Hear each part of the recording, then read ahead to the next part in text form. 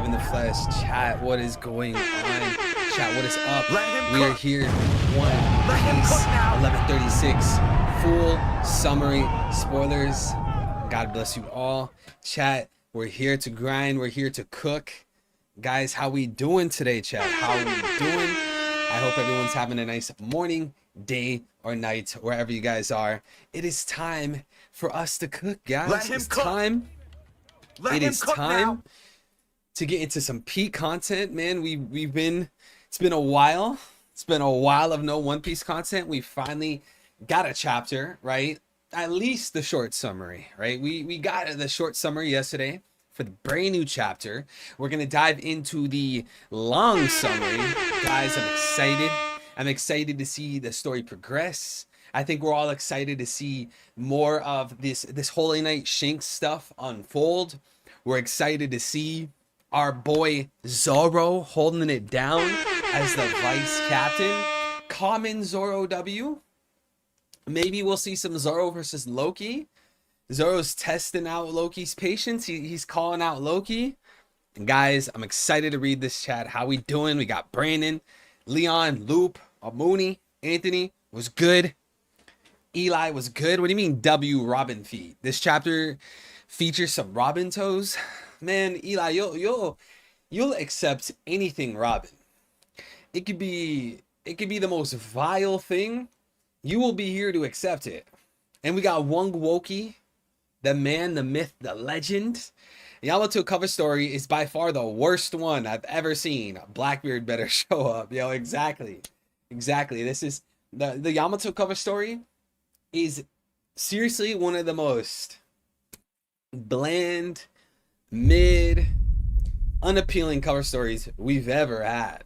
And that's saying something because we've had a lot of cover stories, man. We've had a number of cover stories. But this one, it's not really amounting to anything. I mean, like, what we see Yamato, like, whoop-de-doo, bro. Hold them. Nobody cares about hold them, bro. Nobody cares about hold them. No one does. It's mid. What we need to get delivered to us, not only because it would be hype, right? But just because of the fact that we've had several hundred chapters building up Caribou, right? Caribou sees and hears about the ancient weapons, Poseidon and Fishman Island. What was that? The 500s to 600s? Bro, it's chapter 1100. We fast forward to Wano. Once again, Caribou's there to get information, right? It's like repeatedly we're seeing Caribou gather ancient weapon knowledge, and I don't think any fan necessarily believed that Caribou himself would go seek ancient weapons. Everyone always believed that Caribou would pass the information on to someone else, and most people thought it was Blackbeard. Everyone thought that Caribou was gonna receive ancient weapon knowledge to give to Blackbeard, and that's exactly what's unfolding. That's exactly what's unfolding in the story. We literally see the Blackbeard pirates. Who was it? Was it Van Augur and Katarina? They show up to Egghead. The Caribou's telling them, "Yo, I got some information that your captain's gonna need. Well, information your captain wants." This is exactly what fans predicted. Now, the next question, the next line of thought is, what are they gonna do with this information? Well, considering Hachinosu is beyond Wano, it can't be that far, considering the Blackbeard pirates were able to get to Winter Island and fight Law relatively quickly. And then on top of that, Van Augur and Katarina Devon got to Egghead. Hachinosu cannot be that far away from Egghead. And if Hachinosu is near Egghead, then that insinuates it's near Wano. So if Caribou is going to be giving information to Blackbeard, it makes sense that the closest destination Blackbeard would want to go is Wano, right? Right? You following me? We need to see the Blackbeard pirates invade Wano, bro. We need to. It's good, Davian. It's good, Simon. Battle is heating up. I think Luffy should pick someone strong enough for his last crew member. But knowing Luffy, he probably knows exactly who he wants. I think the final two crew members are Bonnie and Vivi. I'm not gonna lie, I'm kind of broken. I don't like kids in the story. I don't like Momo, Tama, etc., etc. Bonnie is the only kid I like. Tired. I'm tired of this broken kid finds Luffy trope. One Piece truly gets repetitive sometimes. I know, that's what I'm saying, bro. One Piece, like, bro, obviously, I think One Piece is the greatest piece of fiction ever written. One Piece, hands down, peak fiction, greatest fiction ever told. Without a question, right? But you know, the thing is, when you're in the One Piece community, you're interacting with other people, right? You're interacting with other people. When you power scale, when you share a theory, when you're talking about the story, you're interacting with others. And I think One Piece is built in such a way that people get emotionally invested into the story, right? They'll see someone like a One Piece fan, they'll watch, or they'll even read like a sad backstory, right? People will watch Sanji's backstory and they'll cry, right? From that moment on, people are now emotionally invested into One Piece. And when someone gets emotionally invested into something, they'll do anything they can to defend it, right? So if you're talking to someone that has cried to One Piece and you have a complaint about One Piece, you could love One Piece, but still have some type of complaint, it's not going to go well, you know? When humans are emotionally invested, they will do anything they can to defend it. So, you know, if someone cries to Sanji's backstory, you know, if someone cries to Ace dying, they're gonna do anything they can to defend One Piece. And I think like sometimes like One Piece, it does get repetitive. It's like Luffy goes to an island, it's all grand, it's all crazy, it's all wacky. Luffy runs into this guy or this girl, they're sad. Oh no, the king was overthrown, big bad. Luffy fights big bad, freedom, right? Like I was talking to my girl, right? And I was trying to show her, like, think about One Piece if there were no sad backstories. I think One Piece would lose pretty much all of its appeal. If Oda, like, let's say Oda wasn't that good at writing sad backstories, I think One Piece would straight up crumble. Like, without it, there would be way less fans. Like, so I would say One Piece is carried by the sad backstories. And it has to be a sad backstory. It can't be like an interesting backstory. It can't be like a hype backstory. The backstories that actually matter to people are the sad ones. Those are the ones that people actually care for. So One Piece is carried by sad backstories. And think about how there's like arcs that people are not that interested in, or even characters that they're not interested in. That just further proves the point. If sad backstories aren't involved, then the arc is mid, the character's mid. But anyways, I want to see if this chapter is mid. I want to see if this chapter is mid. Guys, I hope this chapter is peak. I have not read the long summary. Guys, to those of you that have read the long summary, how do we feel about the long summary right now? Because I don't even think we rated the short summary yesterday. I didn't even rate the short summary. I don't even know what I would rate the short summary. Like an 8 out of 10. But I'm excited for this, chat. If anyone here has read the long summary, please let me know what your vote is. What is your rating? I've read the long summary. This chapter is about an 8. When I see panels, a 9. Hey, you know what, Young Smokey? I trust you, bro. Because you're never the Oda angel here. You've always just called it how it is. And you hate Oda angels, so it would be ironic for you to overly gas up a chapter. So if you're saying it's an 8 without the panels, and once we get the panels it's a 9, I mean, I could trust that. I could trust that. You have a good track record, basically. Oda could have used Shanks' twin more. He's blue balling. I mean, he's gonna blue ball to the very end. I think there's a high probability that the Straw Hats don't even run into these two Holy Knights. I think it's a high probability. Oda will pull Luffy away, Zoro, Nami, maybe the Holiness will leave. They'll disappear. Oda is the king of blue balling. But guys, before we dive into this, let's do a quick prayer, chat.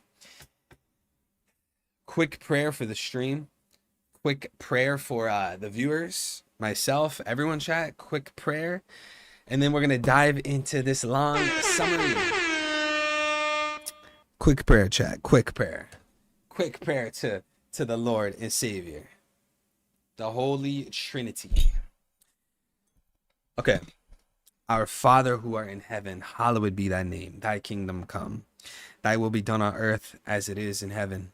And give us this day our daily bread, and forgive our trespasses as we forgive those who trespass against us. And lead us not into temptation, but deliver us from evil. My Lord and Savior, my refuge, my stronghold, my deliverer, my King, my Lord, Jesus Christ, thank you for another day of life, Lord. Thank you for giving me breath this morning. Thank you for giving me shelter, comfort, the human experience, the earthly experience. Thank you for giving me food, water, establishing each one of my steps. Lord, thank you for making my life easier. Lord, thank you for always filling me with inner peace, resilience, bravery, courage, strength, wisdom. Lord, thank you for all that you've done for me today and do for me in life. Lord, I come to you today to ask you to please bless this stream. Give us a wonderful, amazing time with these beautiful friends of mine, this beautiful community we've built. Lord, please bless the stream. Help me glorify you, Lord. Fill me with the Holy Spirit so I can glorify you, Lord, in the way that you're meant to be glorified. Help me love you in the way that you deserve, respect you in the way that you deserve, and of course, glorify you in the way that you deserve, Lord. And finally, I ask you, Lord, to be there for every single viewer of the stream. I ask that you bless their hearts, Lord. I ask that you greet them with a holy kiss, Lord. Hug and hold them tightly and let them know that you're always there for them, Lord, and let them know that you will always be there for them, Lord.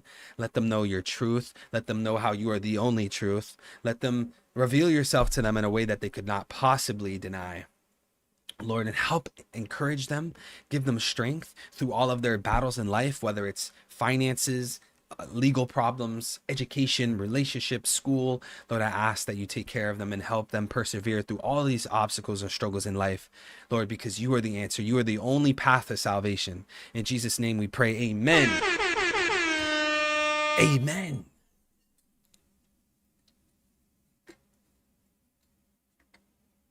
And now it's time. One Piece 11:13:6, the country that awaits the sun. Wasn't the title of the chapter slightly different? Wait a second. I think the title of the chapter in the short summary was like slightly different. And then, like, most of the time when we read spoilers, short summary, long summary, the chapter title in it isn't even the same as the actual chapter. It's like we're getting to a point where we just have to take the chapter title with a grain of salt. Just take it with a grain of salt. They're always wrong with the chapter title. At least it's not the like the chapter title does matter, right? But at least it's not the biggest deal. And guys, my monitor is still acting up. Hold on. Technical issues. See, it's like every time I go live, it's always got to be a technical issue. All right, here we go, guys. Here we go. Chapter 11:36, the country that awaits the sun. Ogre Child Yamato's Golden Harvest Surrogate Pilgrimage, Volume 22. Hold'em leads Yamato, Tama, and Speed to his secret base. Yamato is forcing him to lead the way, while Tama is riding on Speed. The roof of the base is shaped like who's who. I guess it would be who's whose head. Okay? Mid cover story. Oh my god, bro. Trashy cover story was good. Mine Hacks and Artie. Brandon. Mid cover story was good. Jordan. Mid cover story. We don't care about Speed. We don't care about Tama. We don't care about Hold'em. Was good, L. Was good, King. We're just gonna move past this, okay? We're just gonna move past this. There's not much to say. At some point, we need to see some black silhouettes stepping on Wano, kind of like what Oda did in the previous cover story with Whole Cake. You guys remember how we saw those black boots? We saw the silhouettes on Whole Cake. It turned out to be the Blackbeard Pirates. Do that again. Do that again for Wano. All right, guys, first point. Chapter starts where the last one ended. As Luffy's enjoying eating Moose's meat, pause, Ja Rule explains that most humans don't get to come up to the sun world. Humans often arrive and think that the underworld is Elbaf, so they end up fleeing in fear. Okay, okay. This is some interesting lore. You know, they don't reach the sun world. They just go to the underworld where Loki's being held, and they're like, "Hey, Elbaf is scary," and they end up leaving. I don't know, guys. If you do, we think this is gonna have deeper implications? Like, do we think that there's gonna be a character later on revealed in the story that, like, apparently they showed up to Elbaf, they were at the underworld, they thought the underworld was all of Elbaf, and then they left? Do we think that this point is gonna amount to anything, or do we think that this is just like a random detail? Like, it's just a random detail. Like, yeah, some people come to Elbaf, they go to the underworld, and they think that the entirety of the underworld is Elbaf, and then they leave. Just a random detail, or do we actually think that Oda's gonna build this up to a certain character? Like, Oda's gonna do that, like, build this up to Kid. Kid's gonna wash up on the shore of Elbaf. He's gonna go to the underworld. He's gonna think that the underworld is the entirety of Elbaf, then he's gonna leave. What do we think? It's hyping up Colin's dad? How so? Worst backstory, Yamato, such a bad character, huge flop on Oda's behalf. Guys, would we agree that Yamato's a bad character? Is Yamato a bad character? Beast Pirates should have disappeared along with Kaido. I mean, I don't know, bro. Where's King in all of this? Is King and Queen still in jail? All right, next point. We see the Straw Hat crew is enjoying themselves at the party. Robin, Chopper, and Frankie are not in the party yet. Many Giants are interested in Jinbei and Brook since they have never seen other races. Okay, okay. Well, Brook, what do you mean other races? Is it because Brook is black? Or is it because he's a skeleton? Why did they say races? Many Giants are interested in Jinbei and Brook. Okay, Jinbei, because Jinbei is like a fishman, right? But then they say other races and they say Brook. Oda, you better be talking about it's because, well, he's not really a skeleton race, right?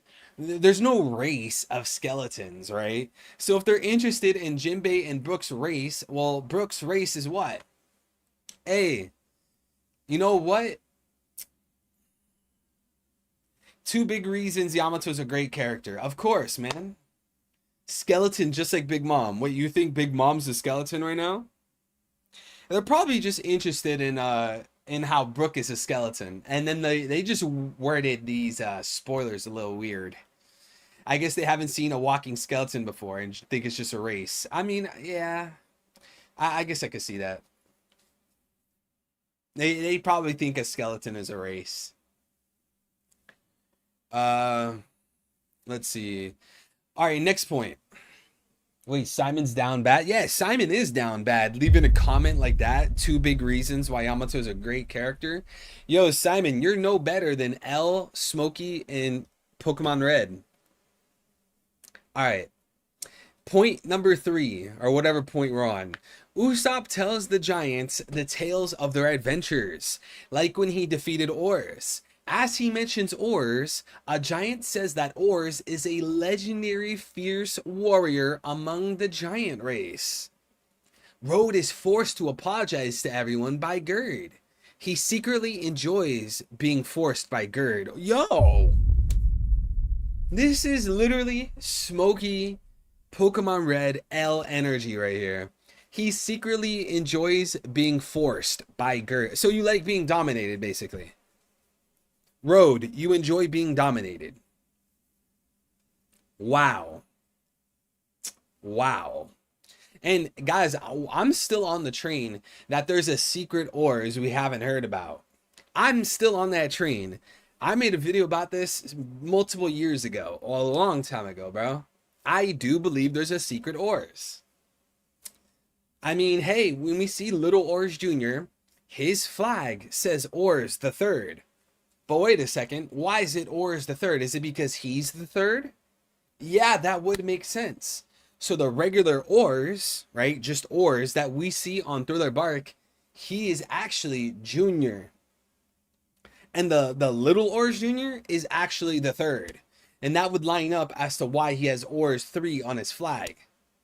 So Ors Junior is actually the third, and Ors is actually Junior. And then there's a precursor to all of them from the Void Century.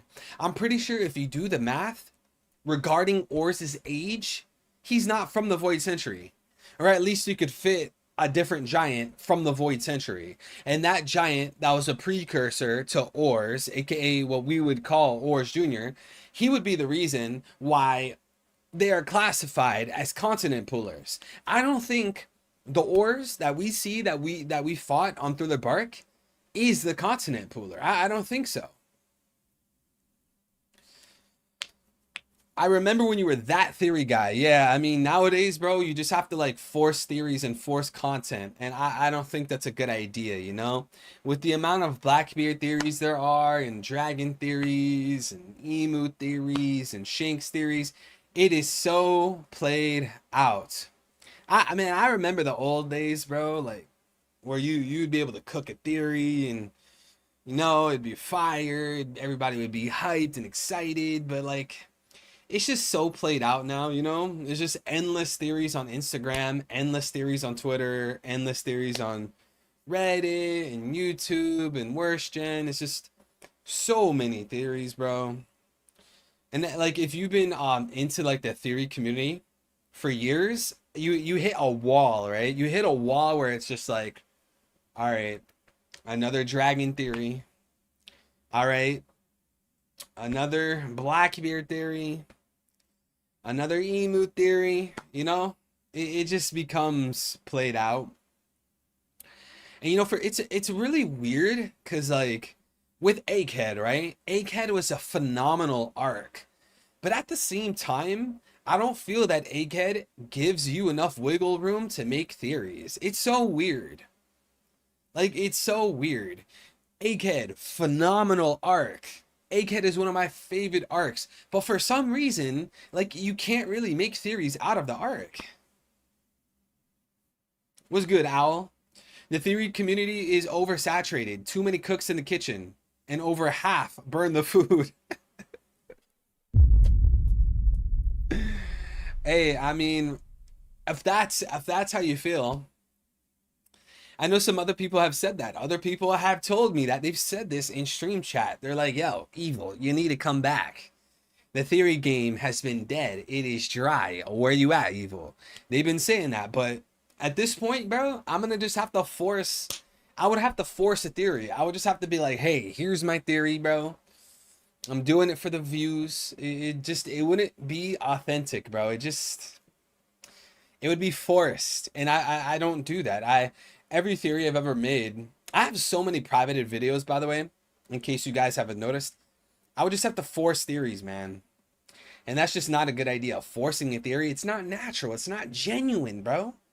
You can't force it, bro. It has to be genuine. You know, like when I would do, when I've done all my theories, it was, hey, Owl D Zoni, have a nice day, man. Or a nice morning, day, or night, wherever you are, bro. You know, like every time I made a theory video, I was genuinely excited. Like I would be genuinely excited, you know? I would be like, hey, I figured this thing out, bro. This is crazy. This is mind-blowing. When people watch this video, bro, they're gonna lose their mind when they see this. That was always my feeling when I was making videos, you know? Blackbeard is an octopus, dragon Quetzalcoatl, dragon, what was the other one? The other dragon one? I don't remember. Just always like passionate and excited. And even when I did the Blackbeard 3 Siras, I remember being so excited for that one. If One Piece didn't have so many mysteries for 20 years, then we wouldn't have theories. Yeah, but I mean, you hit a wall where it's like, okay, we've read like 200 Blackbeard theories, bro.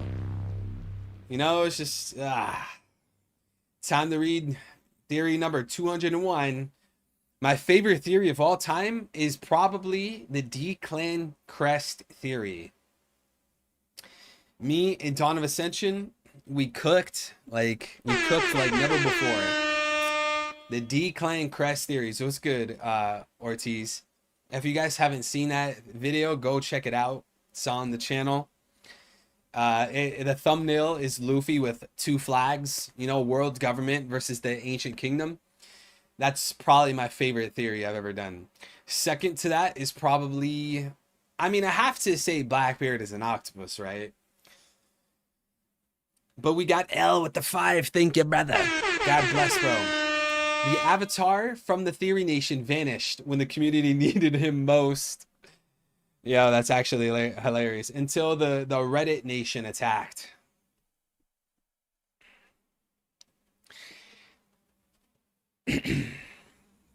Till the Reddit Nation attacked, brother. Thank you, L. Appreciate it, bro. I appreciate it. I appreciate it. Thank you, brother. Hey, y'all, how crazy is One Piece to everyone right now? Because on a scale of 1 to 10, it's an 8 for me. Hey, guys, let's all have a vote. How crazy is One Piece right now on a scale from 1 to 10? I would say it's like it's like a roller coaster, right? Like, it was super high when the Gorosei appeared on Egghead, but now that's all said and done. You know, so it kind of went down, but now we see like 2 new Holy Knights showing up to Elbaf, so it's going back up again. I don't know, man. One Piece is like a roller coaster. Right now, in this very moment, maybe like an 8. Maybe like an 8.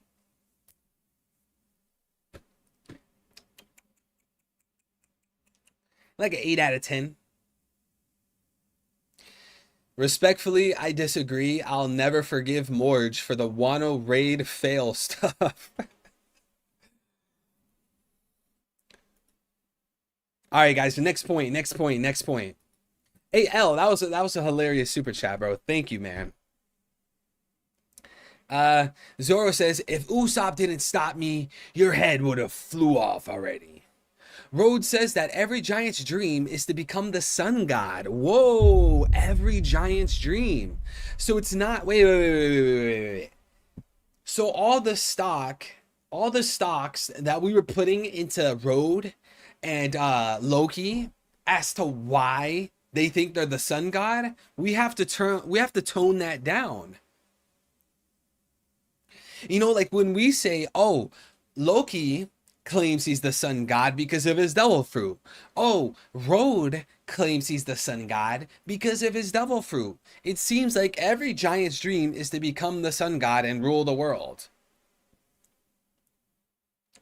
Hearing that, many giants start fighting since many disagree on what the sun god is. Some believe he's the god of liberation, and others say that he's the god of destruction. Even one giant says he's the god who laughs. Okay, so it's going to be all 3. I think that's going to be pretty obvious. He brings destruction to therefore liberate a new country, a new world through laughter.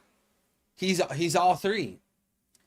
But you know, guys, now we have to tone down the Loki theories and the Road theories.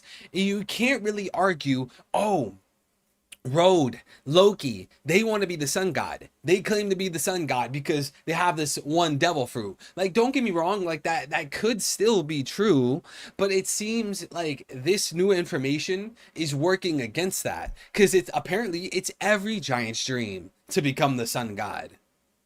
It's every giant's dream.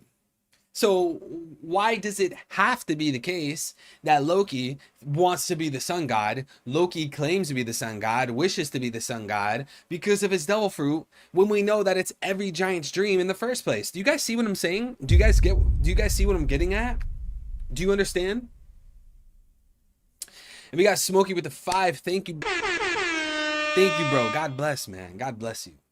I'd say the most prevailing theory I've seen so far lately is that the Holy Knights have devil fruits from famous legendary horror monster Gunko equals mummy. Okay, I've never heard of that. Famous legendary horror monsters. Gunko equals mummy. Okay, yo, Smokey, give me some citation on that, bro. When you say like horror, like legendary horror monsters, does that come from like a certain movie? Does it come from a certain book, a certain comic, a certain video game, or just like in general, like legendary monsters? Like a Godzilla, a King Kong, I don't know. What would be a legendary monster? I don't know, like a demon, a devil or something? Saturn's death, in my opinion, was the craziest part of Egghead. You're not really asking anything, Jacob, but that makes me think of a fun question. Guys, what is the craziest thing in Egghead? Like, if you had to give a specific detail, what is the craziest thing of Egghead? The Gorosei arriving on the island because they left Marijua? The Gorosei teleporting? Garling being promoted? Saturn being killed? Their monster forms? What like a very specific detail. Don't say something vague that contains like multiple things. Give me like a specific thing. Like the Gorosei's forms, the Gorosei appearing, I don't know, Garling's promotion, Saturn's death. What do you think out of the entire Egghead arc? What is the craziest detail? What's good, Dalfaro? See that, like, that's too vague. Like saying all about Gorosei. Like that's too vague. I want like a specific thing. What stands out to you? For me, guys, I would say, I don't know, man. It has to be something Gorosei related. So it would either be like the Gorosei appearing. I think that's pretty insane. You know, the Gorosei actually leaving Marijua is crazy. That's crazy. It would either be that, or it would be the revelation of their monster forms, or third, Saturn's death. It would be one of those. What's good? 1-5, is it 1-5 gaming? Hey, first time chatter here, but I've been watching you since I finished my One Piece journey in college. 23. Man, just want to say I appreciate your content as I sit in my cubicle grinding. Yo, I'm glad you appreciate it, bro. God bless you, man.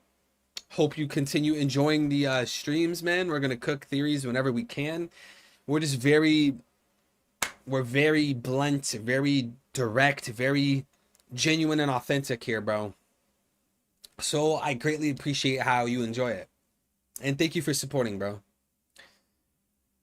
No one called the Gorosei having yokai. Well, is that necessarily true? Because I have a yokai video. Only one of the yokai was right, but hey. Hey. Do we think the Holy Knights will be able to heal? Huh, interesting. What's good, Kai? That's a good question. It's hard to say. It's hard to say like where Oda's gonna draw the lines between Gorosei abilities and Holy Knight abilities. Like, I think it's pretty clear the Gorosei are gonna have an upper hand on the Holy Knights. But where do you draw that line, right? Because we see how apparently the Holy Knights have some sort of teleportation. Now, don't get me wrong, it could be unclear. Like maybe the Gorosei teleported the Holy Knights there, and then maybe the Holy Knights have to take a ship back to Marijua. It could be something like that, you know?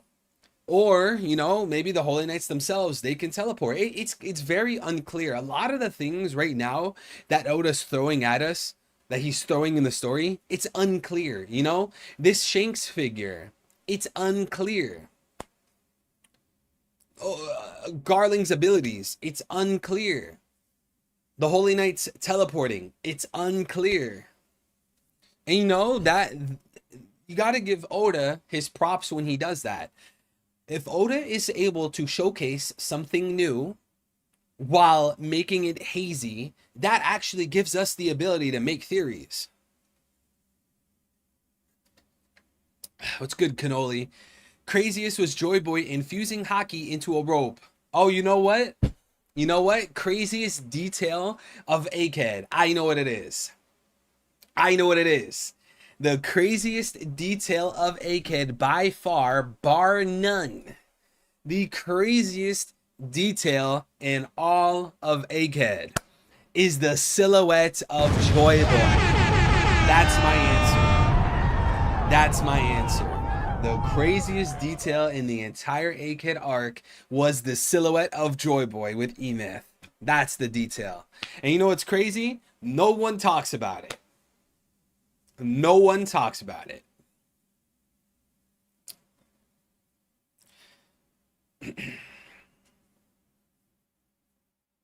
I mean, before Egghead, no one called the Gorosei having yokai forms, so it was the most shocking part of Egghead. Pull it up, I never saw that. Bro, you don't remember the silhouettes? Remember, so, Joy Boy, he was like on the shore of like some random island, and Emeth is standing right there. He's like standing in the ocean. Joy Boy standing there.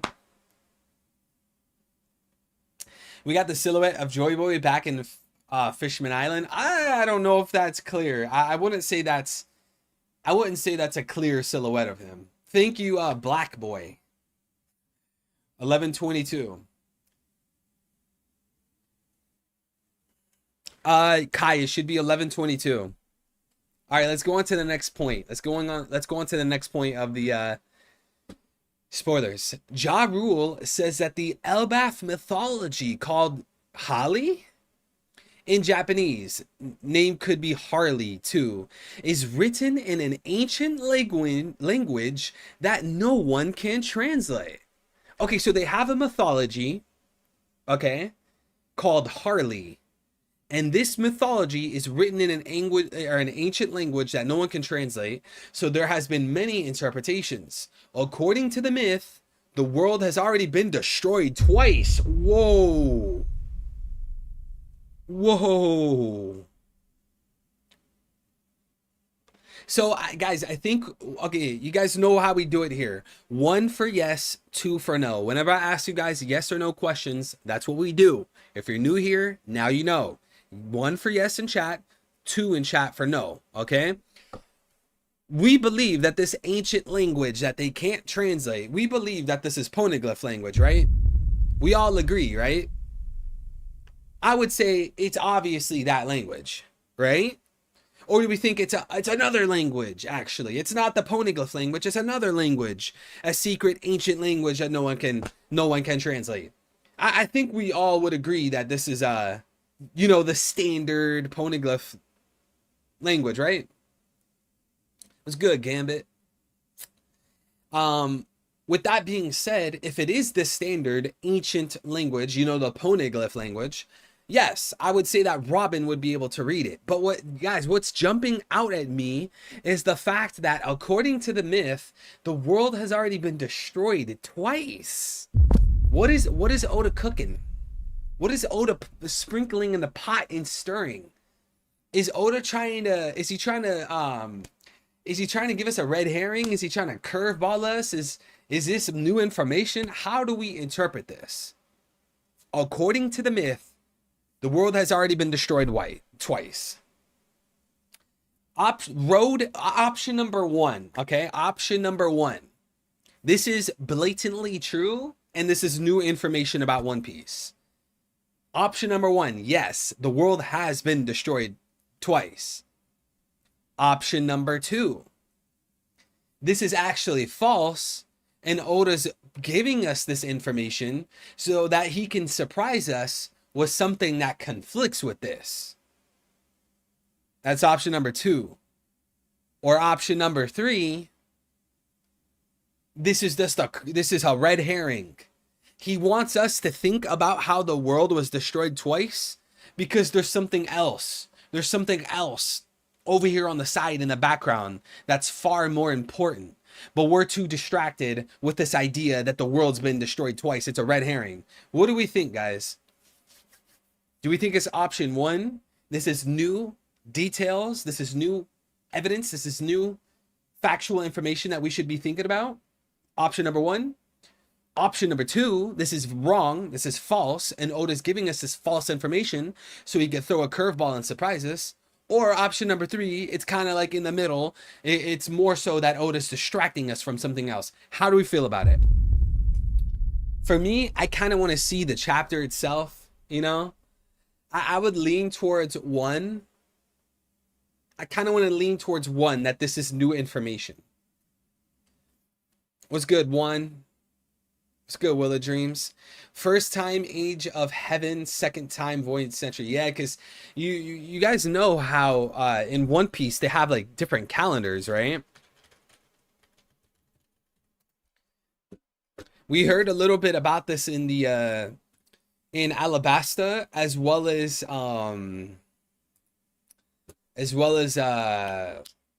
SBS volumes. So look, we see that Kahiro conquers Alabasta. Back in chapter 203, Robin Robin speaks on that, right? And some One Piece fans actually believed that Robin was making this up.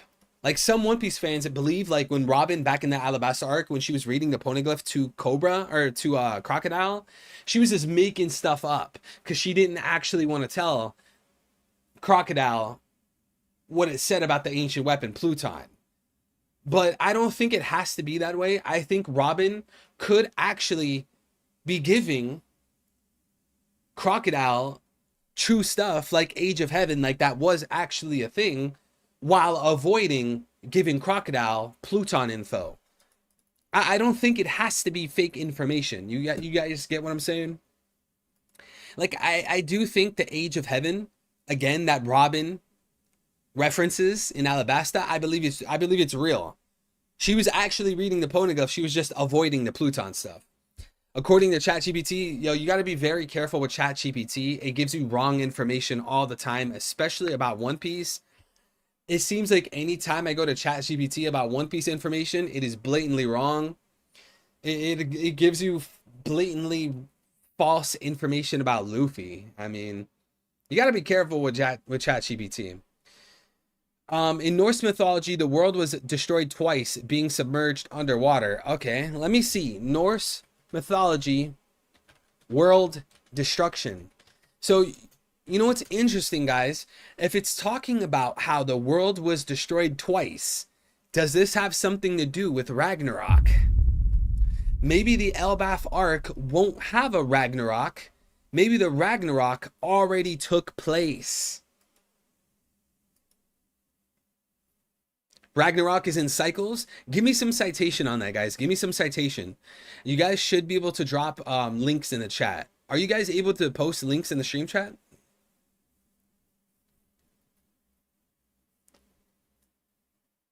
The world was destroyed twice. Let me type in Ragnarok. Let's just go to Wikipedia. Ragnarok, okay. Let's see cycle. Okay, there's no the word cycle doesn't appear on Ragnarok's Wikipedia page. I want to go to ChatGPT, but you got to be careful with ChatGPT. I think Ragnarok signifies the start of change in the world, which I think will occur to kick off the final war. Does anyone have any citation on Ragnarok being cyclical?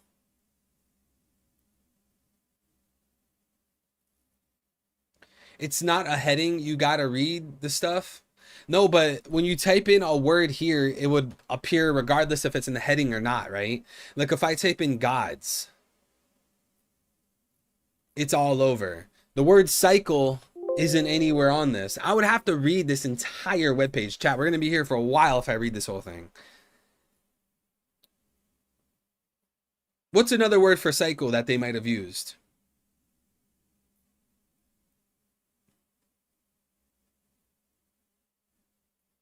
We need Greg in the chat, man. The man, the man, the myth, the legend, Greg. He is so good with Norse mythology. I don't think they have a cyclical time in that mythology. Read it off stream, make a video on it. Read it off stream, make a video about it. If this wasn't coming from Ja Rule, or I'd think it was fake info, but it's possible that Ja Rule misunderstood Elbaf history. I mean, yes, that's possible, but is that reasonable? I think that wouldn't really be reasonable. Like Oda would be saying, hey, they have ancient poneglyph stuff, and the world was destroyed twice. No, wait, actually, it was wrong. He misunderstood it. Like, it seems a little unlikely.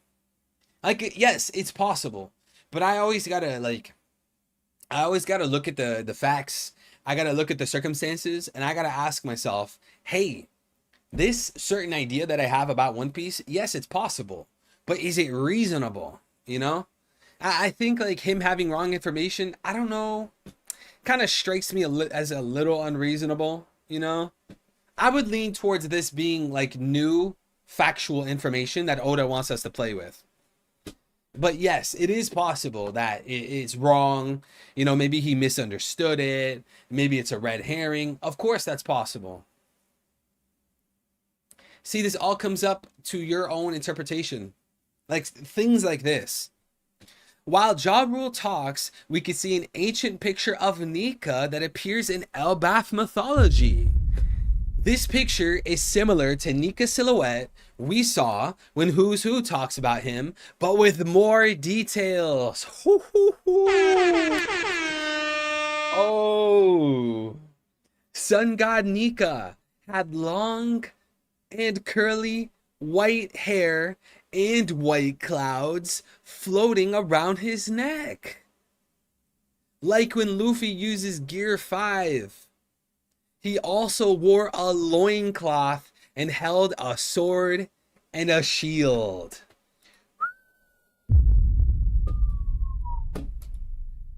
Guys, are we gonna be rocking new Nika silhouettes? Goodbye to the days of this silhouette. We're replacing this. Wait, are we gonna actually see his face then, basically? Nika had long curly white hair, okay, and white clouds around his neck. So are we gonna see his face basically? Are we gonna see Nika's face? Are we gonna see Nika's face?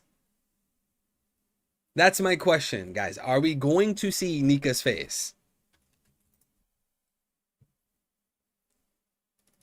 Something like this. Would this count as long? Hold on. Wait. No, I just lost the picture. Guys, when we read these spoilers, would we consider this as long, white, curly hair? Let me know. Bro, it keeps leaving. Would you guys consider this long, curly hair?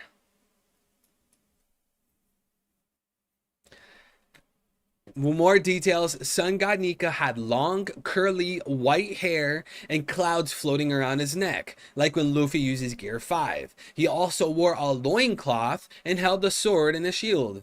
So he's gonna look like Luffy, basically. Nika is real? I thought he was a created myth. Oh, Jordan, dude, you're a One Piece character. You sound exactly like One Piece characters. They think he was just a myth, but he was actually a real person. Jordan, you can't be a One Piece character. That's the whole point. Some of the One Piece characters think he was just a myth, but in reality, he actually existed. That's the point. It's just like with Jesus Christ. People think Jesus was just a myth, right? He didn't actually exist, but yet 99% of historians, whether they're atheist or not, they will tell you he actually existed. Not only did he exist, he was an actual person that got crucified under Pontius Pilate. And what do we call this guy? What do we call this guy? Sun God Nika. The Son of God. The God of the Sun. Sun God. Jesus, the Son of God. ICXC Nika. That means Jesus Christ conquers. ICXC Nika. Nika? That's too much of a coincidence, bro. We're going to see Nika's face before we even meet Rox. Bro, at this point, Rox is just like an old legend. You know, like, I feel like Rox can only do so much for the story. There's only so much he can do. You know, maybe he'll give us, like, the battle between Roxy Zebek and, like, himself versus Roger. Sure, we learn about the fight. Okay, well, what else then? Maybe inspiration for Blackbeard. Okay, what else then? It seems about it. Like, he's obviously not from the Void Century. He's gone. He hasn't been doing anything. There's only so much that Roxy Zebek can do for the story. And it's because of Oda. And people should have expected this in the first place. I mean, hey, we saw that when the Holy Knights, you know, young Garling, when they were going to God Valley, the whole reason God Valley took place is because the Celestial Dragons, the world government, wanted to steal the land. They were on their Israel type beat. They were on their Israel type beat. We need this land for the resources. That's exactly what Israel's doing with Palestine. They're trying to take the oil out of the ground, commercialize it. And then we see how the Celestial Dragons, the Holy Knights, they said that they wanted to grab God Valley because God Valley was rich in resources. So when it comes to Rock Zebek, God Valley wasn't supposed to be for everything like Rock Zebek. That wasn't the point. The point was the world's government, the people ruling the One Piece planet, they wanted to go steal land. They wanted to steal God Valley for its resources. And then Rock Zebek, he infiltrated. He wanted to join in on the fight. It was never the case that God Valley and the incident revolved around Zebek. Like, yes, of course, Zebek played a role. I'm not arguing against that. Of course, Rock Zebek played a role on God Valley. But the core of it is that the world government wanted to take the land. What's good, Blackbeard Pirate?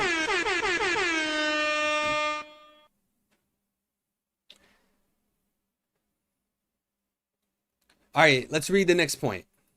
What is the next point? Oh, did anyone have any comments about him wearing a loincloth? Like Nika was a god, son of God. He wasn't very rich, you know? He was rich. He was spiritually rich. He just wasn't earthly rich. Ja Rule says, whether he's going to be a hero who keeps the world from ruins or a destroyer who brings about disasters, one thing is certain. He always appears when the world is about to greatly change. And that's why those in power fear the appearance of Nika.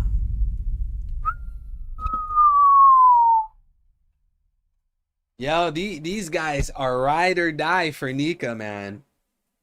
Yo, Elbaf is the actual Holy Land. That's the actual Holy Land.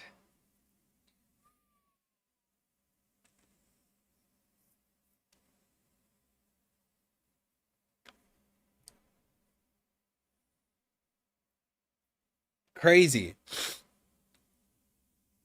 Luffy says, so he is Nika. He must be the guy Bonnie was talking about. You know, this is one of the first references Luffy has ever had of Nika, right? So far, Luffy hasn't really talked about Nika, right? Luffy hasn't really had any comments. He hasn't had any commentary about Joy Boy or Nika. But now Oda's starting to build it up. Oda's building it up. There's going to come a time where Luffy, Robin, you know, whoever, Bonnie, they have to have a conversation. Yo, Luffy, you are the return of Joy Boy. You have the Nika fruit. You are Nika. And Luffy's going to have to face this reality. Guys, it's coming. It's getting closer and closer and closer. Look at Luffy's dialogue. So he is Nika. He must be the guy Bonnie was talking about. That's you, though, Luffy. That's literally you. That is literally you.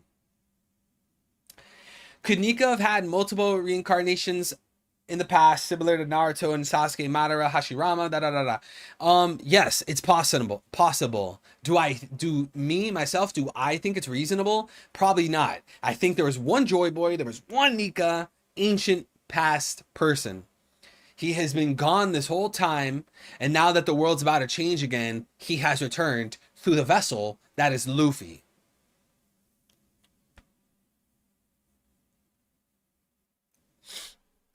Ja Rule then says, but since he's the sun god, those seeking hope look to him without exception.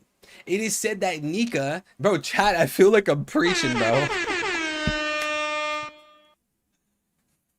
Okay, I'm not gonna pull out the Bible. That would be like slightly blasphemous. But chat, it just feels like I'm reading.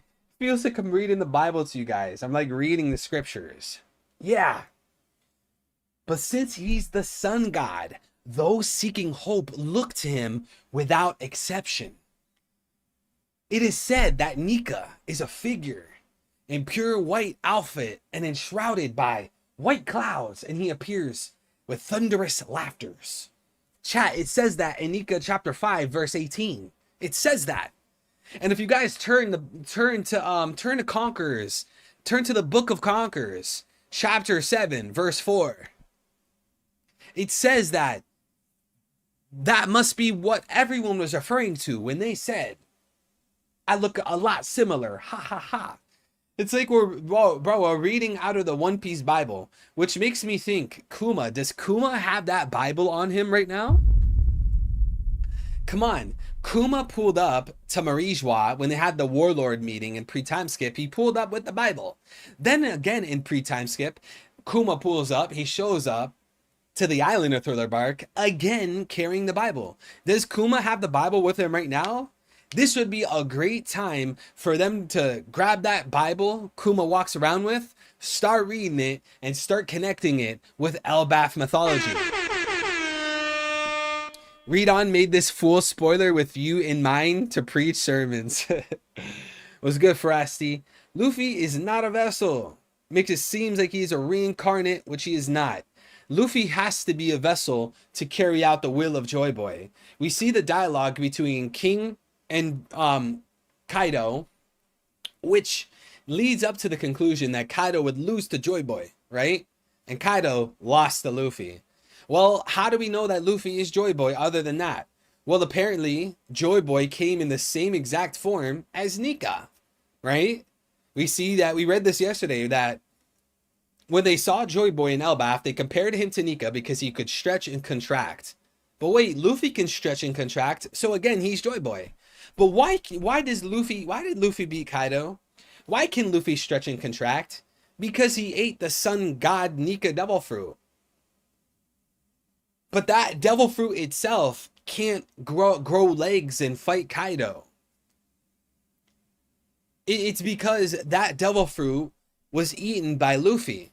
Luffy is the vessel to carry on the will of Joy Boy. Without the Nika fruit, Luffy would not have defeated Joy Boy. He wouldn't have died in Wano, rebirthed, defeated Kaido, stretch and contract, just like Nika of Elbaf Legend. It's because Luffy's he is the vessel. He is the vessel of the Joy Boy title, right? Clearly, there was a guy in the Void Century who was born in an ancient. It said, we read this yesterday. He was born in a crazy advanced civilization 900 years ago. His name was Joy Boy. But wait a second, Luffy's Joy Boy. So that must be the case that Joy Boy is a title. Like, don't get me wrong, there was a guy in the past, we call him Joy Boy, but that's because we don't know his name. If we knew his name, we would call him by that name. It's kind of like when One Piece characters called Luffy Mugiwara, right? Cobra, Crocodile, NL, whoever. They call Luffy Mugiwara, right? That's what they were doing with Joy Boy. They call him Joy Boy. So, me personally, I think Joy Boy's actual name, like the Joy Boy of 900 years ago in the ancient kingdom that the Giants recently spoke about, I think his name was Davy Jones. Yup. I think his name was Davy Jones. Davy Jones was the first ever pirate. He created the Davy back fight. Davy Jones. He was the first ever pirate, and he brought joy and laughter. They're like, you know what, Davy Jones, you make us smile, you make us laugh. You're a Joy Boy, man. You're a boy of joy. Joy Boy.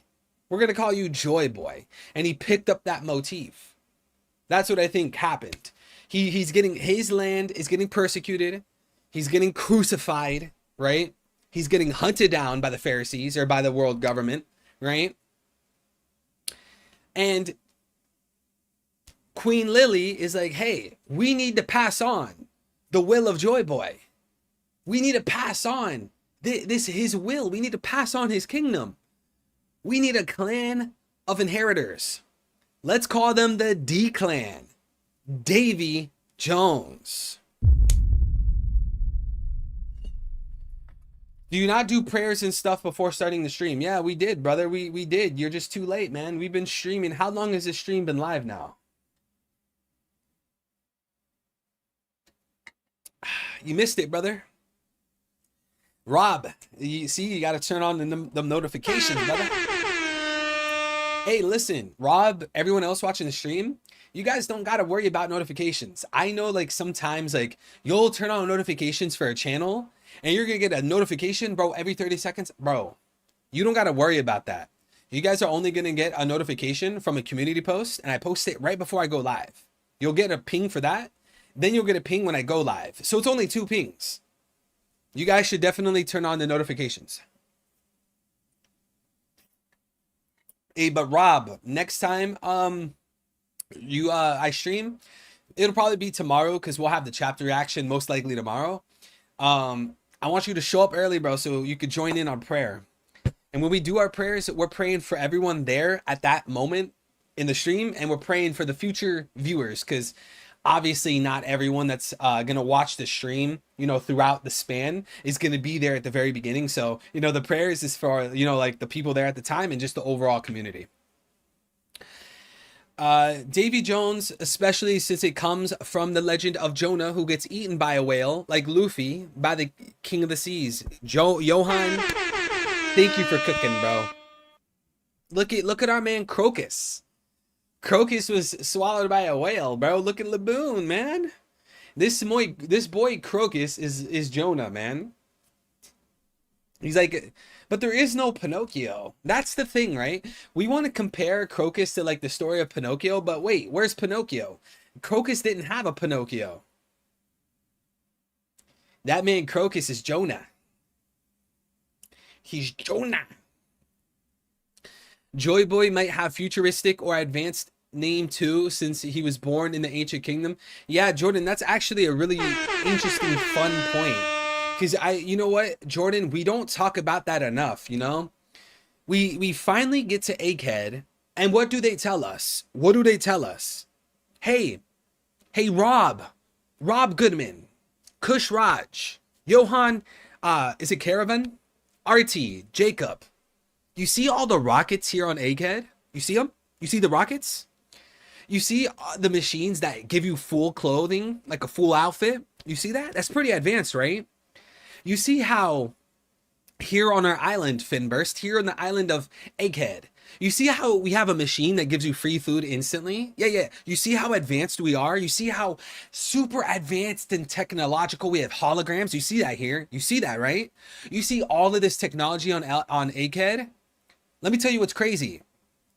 This isn't even comparable to the ancient kingdom. And I find that to be a detail that us fans do not talk about enough. We don't talk about it enough. We'll sit there and we'll talk about, oh, Egghead is so cool. It's so advanced. They have machines that instantly makes food. But we don't talk about how it's nothing compared to the ancient kingdom. Like, I think this is purposely done by Oda, because think about it. What do we call it? We call it the ancient kingdom. So like when we're always talking about ancient kingdom, our brain is like unintentionally getting wired into the idea that like, oh, they're cavemen, they're wearing loincloths, they're scribbling on cave walls. It's the ancient kingdom, you know? It's like a trap. It's like a clever writing technique. It's a clever plot device by Oda.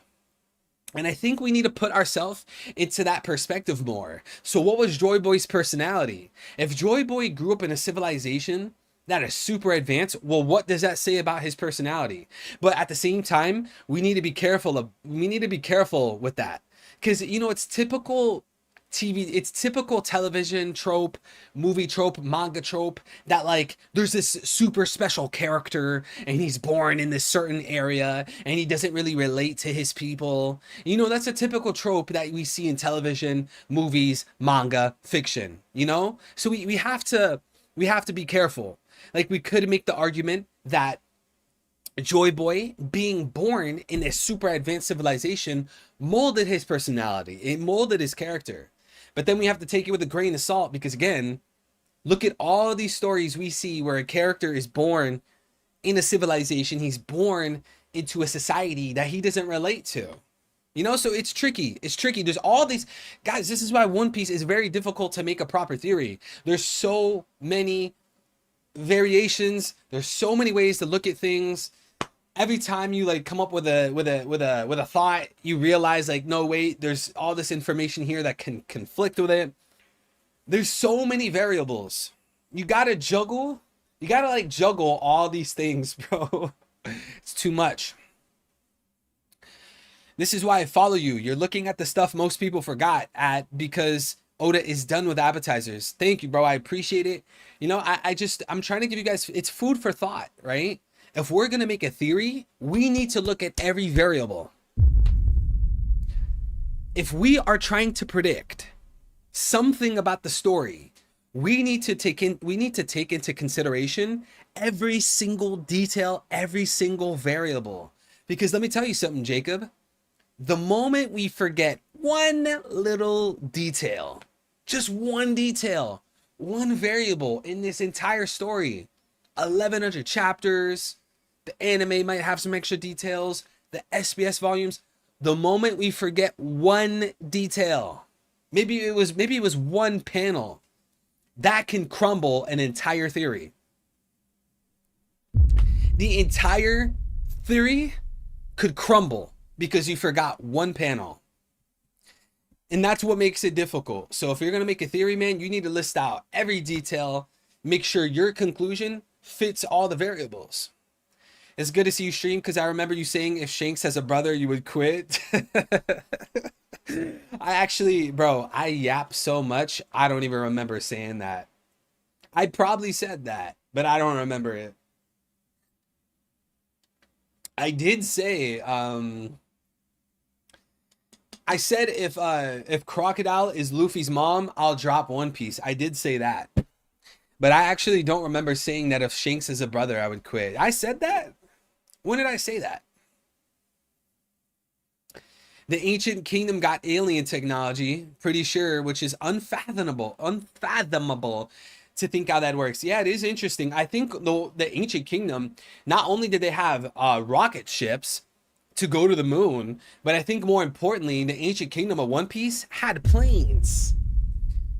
Could you imagine like we reached the Laugh Tale arc or reading about the ancient kingdom? Maybe Oda draws it. They animate the ancient kingdom in the anime, and we see how the ancient kingdom of One Piece had helicopters, they had jets, they had commercial planes, they had airports, they had computers, they had the World Wide Web, they had telephones, they had iPhones. Could you imagine like we finally see the ancient kingdom of One Piece and Oda delivers all of that?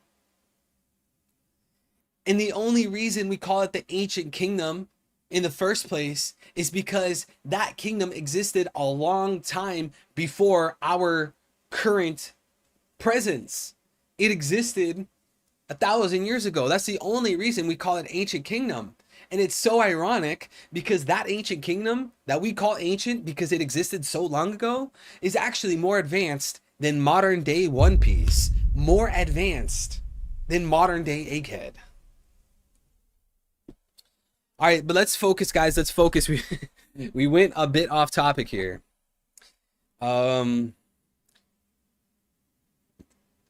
Okay, so Luffy says, that must be what everyone was referring to when they said I look a lot similar, ha ha ha ha. But I have nothing to do with that god. Okay, so Luffy is arguing against the Nika accusations. Luffy does not believe he is a god. He is not a god, okay? Which is, guys, we expected this, right? 1 for yes, 2 for no, guys. I want everyone to answer. Guys, we're reading spoilers. This is study time. Guys, this is class. You are now, class is in session. Stop having your little side conversations. Jordan, stop atting Jacob. Simon, stop asking me about Zoro, even though he's the GOAT. Focus, okay? Focus. Class. We all agreed that Luffy would argue against the Nika accusations, right? We all agreed, right? Give me your answers. All of us fans, we agreed, right? That must be what everyone was referring to when they said that we look similar, ha ha ha ha. But I have nothing to do with that god. He's going to disagree. He's going to argue against the accusations. But here's the thing. This can only go on for so long. I think there will come a moment. It doesn't have to be this chapter. It doesn't have to be the next chapter. It doesn't have to be 10 chapters from now. It doesn't have to be in the Elbaf arc. But there will come a time in One Piece where the situation, their circumstances are so important, they are so vital that he can't fight the allegations anymore. And I think that will come at a very, very pivotal moment. Like, I don't know if it has to be in the middle of the Emu fight. I don't know if it has to be at Laugh Tale during the Blackbeard fight. I don't know. I don't know when Luffy would have to just be like, you know what, fine. But I think at some point he has to come to reality. Right? Do we agree that at some point he will come to reality? Yes or no? At some point. It doesn't even have to be Elbaf. It could be the Blackbeard fight, Emu fight, Laugh Tale, Epilogue. Do we agree that at some point he has to accept reality? Because the reality is that he is Joy Boy. That's reality. It's just the facts. It's just fact of matter. He ate the Nika fruit. He embodies Sun God Nika. He embodies Joy Boy. Or do we think he will never accept it? One Piece will end with Luffy forever denying it. What do we think? Class is in session.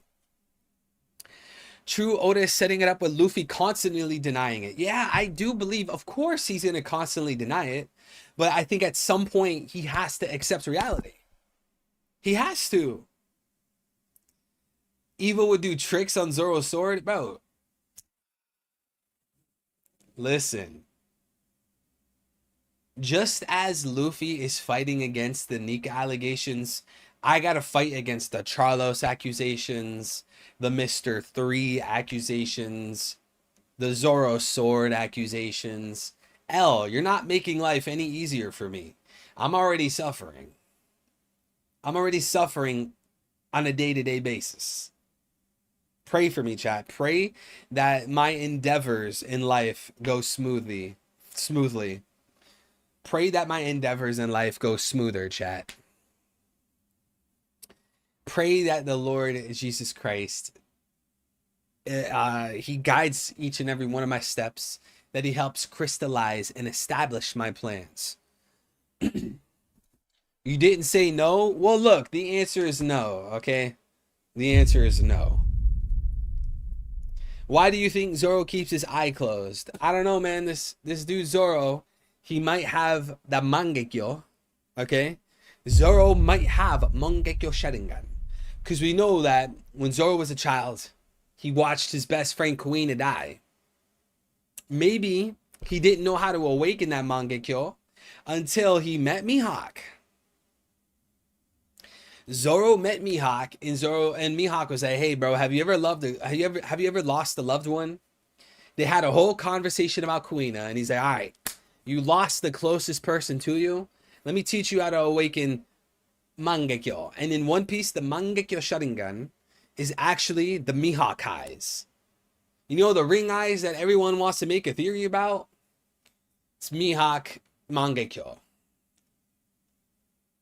When Oda says ancient kingdom, it means he is unknown, and it is precisely the world of One Piece that Luffy is not aware of. It is Matrix. The Truman Show is just like the Big Bang. Bro, Truman Show was a crazy movie. Yo, has anyone here seen the Truman Show? That movie is actually crazy. All right, guys, let's focus, man. We're going to be here all day. We're not even halfway through the spoilers. Oh boy.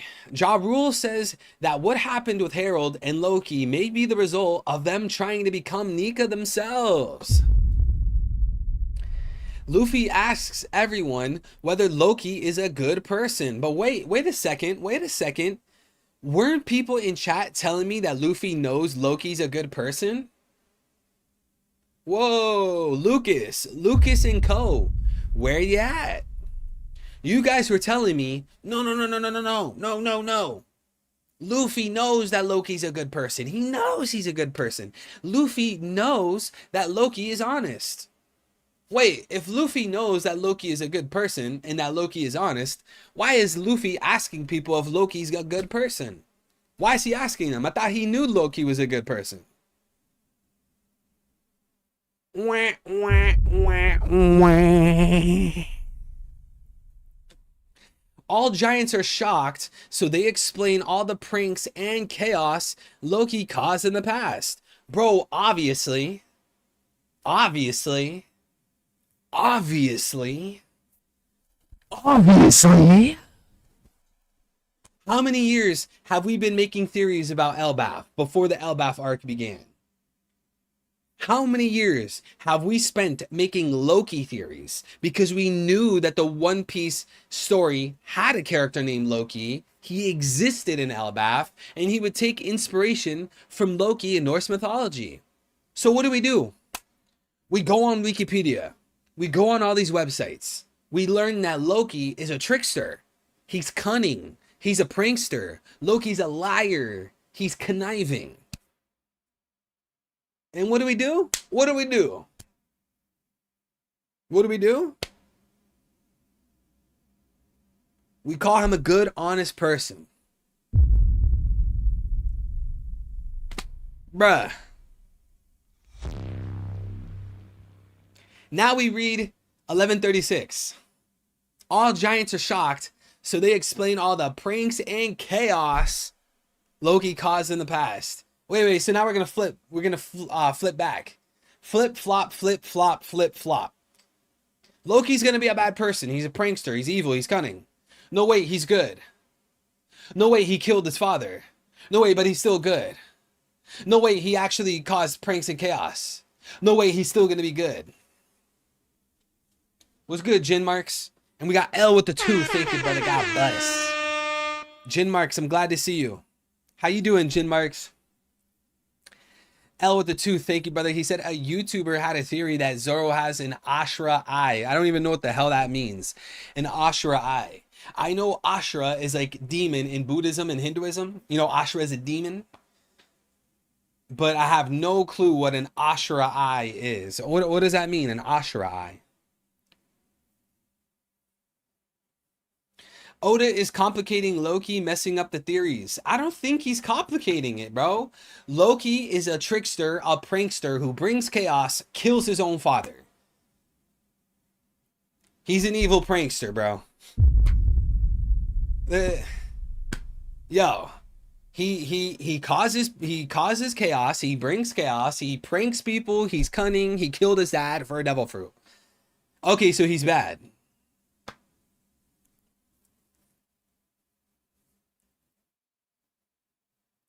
But L, what did you say, bro? What is an Ashura eye? Let me look up an Ashura eye. What is that? An Ashura eye. What is this? Okay, this is some wiki. Ashura. True eye. What is an Ashura eye? Let me delete that. Sounds wild. Wait, what did you type? An Ashura eye. Yo, L, you don't have to super chat, but if you want to, bro, go ahead. I'll look out for your messages. Bro, what do you mean by Ashura eye? I know like Ashura in Hinduism and Buddhism, they're basically demons, right? And then on the flip side, instead of demons, you have devas or devis. A deva is a male god. Devi is a female god. But wait, isn't there a Davy Jones in One Piece? D-Clan? I believe Ashura, they explicitly say Zoro has an Ashura mode. That would be a demon. If Ashura exists in One Piece, then Devas and Devi must exist. So that's the reason why I think the D-Clan stands for Devi. Devi as in God. Gods. Davy as in Davy Jones. Images? This is all manga though. I think what L is saying is like Ashura from actual like Buddhism, Hinduism, lore, mythology. Ashura had special eyes. Yeah, you know what? I'm not too sure about that. I've never heard about that, you know? I've looked into Ashura because I've obviously used it for videos, but no, not Ashura from Islam. Yo, isn't it crazy that Islam isn't anywhere in One Piece? Like, you'll see Christianity, you'll see Jewish ties, you'll see Greek, you'll see Hinduism, you'll even see Buddhism. Why is Islam not in One Piece? But let me see. Yeah, nothing comes up, bro. I'm on the Ashura page. It doesn't say anything about their eyes. Ashura are a class of beings in Indian religions. They are described as power-seeking beings related to the more benevolent devas. See? This is exactly what I was saying. And I've mentioned this in my past videos, guys. Go check out my D-Clan videos. I have some videos on the D-Clan. See, look at this. Deva is a masculine term. The feminine equivalent is Davy. But then, wait a second. Isn't there a Davy Jones in One Piece? So if Oda puts Ashura in One Piece through Zoro having the Ashura form, we know it's a tie to Ashuras in Hinduism. And that Ashuras are the opposite of Devas and Devi. Wouldn't it make sense that Oda added Devas or Devi to One Piece when there's literally a character named Davy Jones? I think D-Clan is Davy for heavenly gods, as well as Davy Jones. But back to what you were super chatting, L, I'm not entirely sure about Ashura's having special eyes. It appears to not be on this wiki, and I've never heard about it before. Yeah, Ashura. Yeah. That's the wiki page I'm on right now. It's Ashura. I don't know anything about them having eyes, and, you know, if I search the webpage for eye, nothing comes up. I've never heard of that before. Maybe it probably exists. Hey, maybe it exists. Maybe they do have eyes, but it's not on the Wikipedia page. Oda needs to pick up the Quran and get more cultured.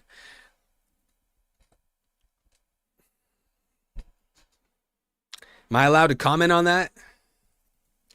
I mean, hey, the Quran says that if you don't trust the Quran, if you don't trust Prophet Muhammad, to go check with the people of the book, the people that hold the Torah and the Injil. So you would go to the people with the Torah and the Injil, right? Especially because the Torah and the Injil is the word of God.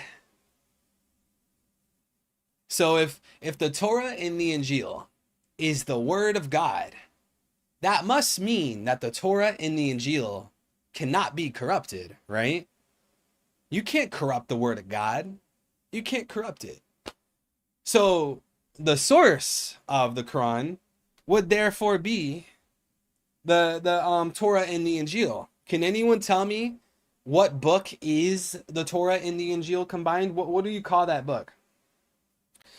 Okay, we got a picture from L, guys. L sent us a picture. In mythology, Ashuras are often depicted with multiple eyes, which can give them 360-degree vision and special powers. Ashura's wrath. Ashura has blank white eyes, which some say represent his blind. Here, maybe I could find this. Ashura One Piece. Bro, type in Ravan. You mean Ravana? I've done videos on that as well. I think Ravana plays a lot into Emu. Let me see. I think this is L, I think your screenshot was okay, no, it was not a snippet from this. Hey, can anyone answer my question? Don't read my deleted message? Wait, are you talking about on Instagram? Can anyone tell me, what do you call the book that is Torah and Injil? Injil is gospel. Can anyone tell me what that is? What do you call it? Let's say I have a book, right? The first half is the Torah, and then the other half is the gospel. What do you call that?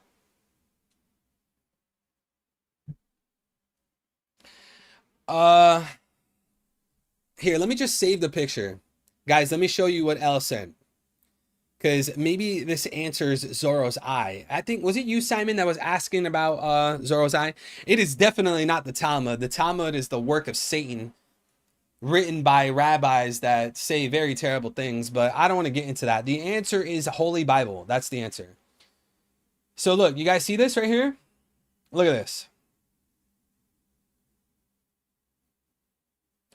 In mythology, Ashuras are often depicted with multiple eyes, which can give them 360-degree vision and special powers. Ashura's eyes in mythology, Ashura's wrath. Ashura has blank white eyes, which some say represent his rage blinding him. So maybe Zoro has white, pure eyes, chat.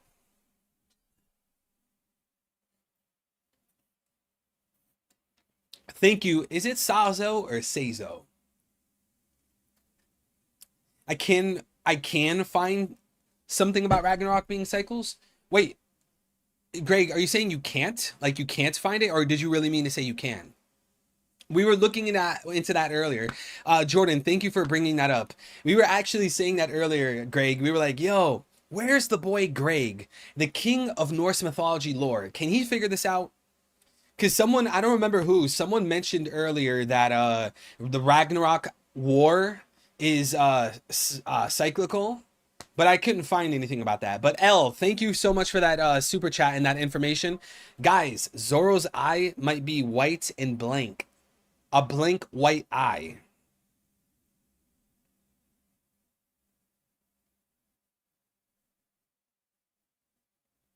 You guys can look into it. Let me full screen it. See this, chat? Ashura's eyes and powers. Zoro has pure white eye to build up his anger. The only thing that distinguishes Ashura from Devas is the intent, action, and choices they make in their lives. Some of the villains from Hindu Puranas were exceptionally intelligent, and some of them, I think you got cut off. Did you get cut off, Samri?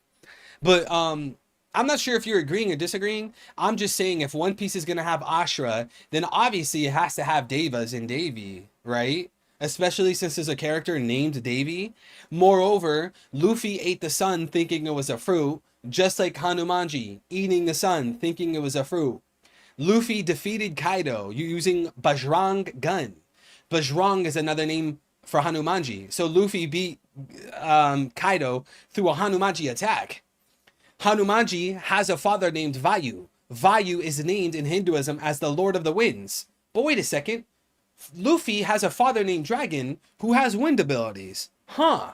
Moreover, we know that Hanumanji, I believe it's his second father, which some can interpret as uncle or grandfather, who was a military man. He was like a soldier. Wait, Luffy has a grandfather in the Marines. Whoa. So if we're getting all of this knowledge, if we're getting all of this inspiration from Hinduism embedded and baked into One Piece, then on top of that, Zoro has an Ashura ability he's used multiple times in the story. It makes a lot of sense that Deva, which would be the counterpart to Ashura, would exist in One Piece. The feminine version of Deva is Davy, which lines up with Davy Jones. We cooking, chat? We cooking? Or are we burning the house down? Do you like Road? I mean, not really. Like, his character design is meh. His personality is like meh. I think Loki's a way cooler character than Road. I like Road. I mean, I like Loki far more as a character than Road. All right, guys, let's continue. Let's continue. The giant says, he's the accursed prince. In fact, King Harold received a prophecy foretelling that he'll be killed by a son even before Loki's birth. Shortly after this birth, he killed the lucky horse of the royal family. It was also the same year when Lin Lin killed the legendary great warrior Ja Rule. Wait, so are they saying that in the year that Big Mom killed Ja Rule, that was the same year that Loki killed the lucky horse? Not the father, the lucky horse. Is that what they're saying?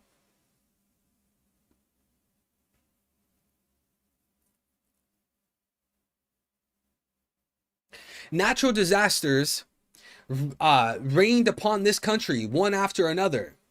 God's divine punishment. Even the queen passed away. Oh, there's a queen? Whoa. Wait, there's a queen of Elbaf. I haven't even thought about that. We've been talking about King of Elbaf. We've been talking about Prince of Elbaf. We haven't even mentioned the queen. Even the queen passed away 1 year after Loki's birth. He made the underworld his playground. He slaughtered and tamed the ferocious beasts with his overwhelming strength. and then he unleashed them into the village. Does this seem like a good guy? How is this a good guy? Dude, the only way it seems to me that Loki would be a good guy is if he changes his ways, and or everything we've been told is a lie. Every single thing about Loki is a lie. He was framed for everything. All while he was 10 years old. He was a 10-year-old boy. Setting things on fire and destroying everything. Oh, brother. Yo, stocks are down. Who was it that was telling me yesterday? Someone in the chat was like, yo, Evil, you know what? I respect you, man.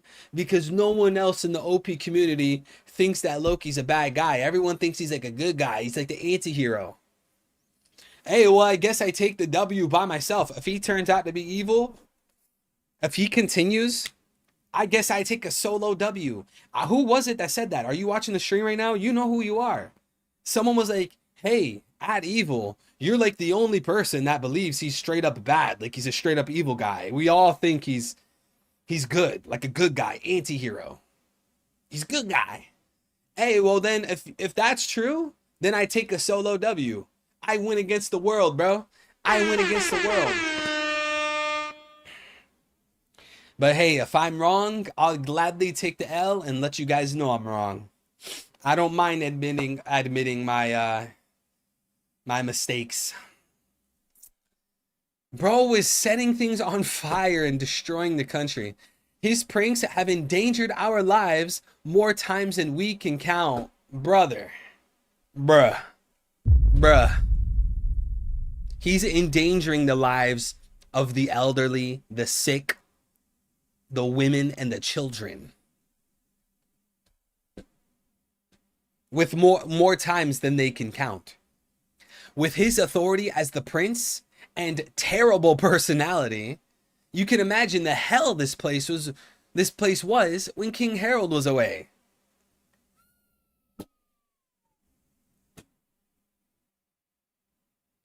Ja Rule continues, and he says he got a sword in his head from trying to stop Loki from killing his father.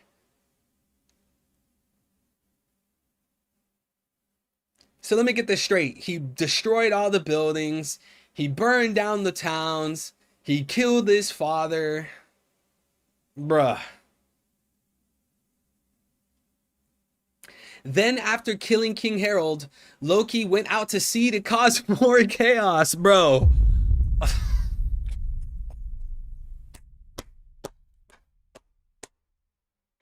Yo, it just doesn't end. It just doesn't end. He destroyed Elbaf. They would recover. He destroyed them again. Set the buildings on fire. Set the trees on fire. Killed the lucky horse. Killed his father. Started giving them hell when his father was dead. Then he's like, you know what? I need more problems. I need more chaos. So apparently, Loki puts a skull in his head, in Ja Rule's head. And he goes out to sea. Loki goes out to sea to cause more chaos. Oh my goodness. This is a good guy? Oh my God. Wait a second. Hold on. This is a head scratcher. This is a good guy? But he was captured by Shanks 6 years ago and returned to Elbaf. Luffy is very excited to hear Shanks' name. While giants talk about Loki, Zoro is observing Luffy and thinks he acts a bit unusual. So they have a talk in private on the outskirts of the village. Zoro says, I thought you were being unlike yourself. So that's how it is. But we're talking about a Kingslayer disliked by the entire country. You shouldn't trust a single word out of his mouth. Luffy says, but he said he knows where Shanks is. Do you know how much I want to see him? Okay, so Luffy's feelings are getting overridden. Luffy's emotions are getting overridden by the facts of the matter. Luffy wants to see Shanks so bad, he's just throwing reason out the window. Zoro says, that's what allows others to take advantage of you. Exactly. Bro. Exactly. Loki is taking advantage of you.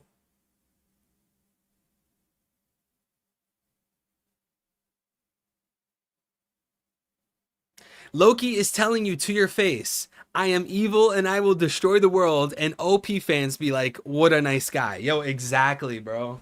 Exactly, Greg. Like, yo, why can't we all like Loki, right? We like him. He's an awesome character. But then admit he's evil. Like, we all like Blackbeard, but we know he's evil, right? We all like Doflamingo. He's a fun character, but we know he's evil, right? Why can't we do that with Loki?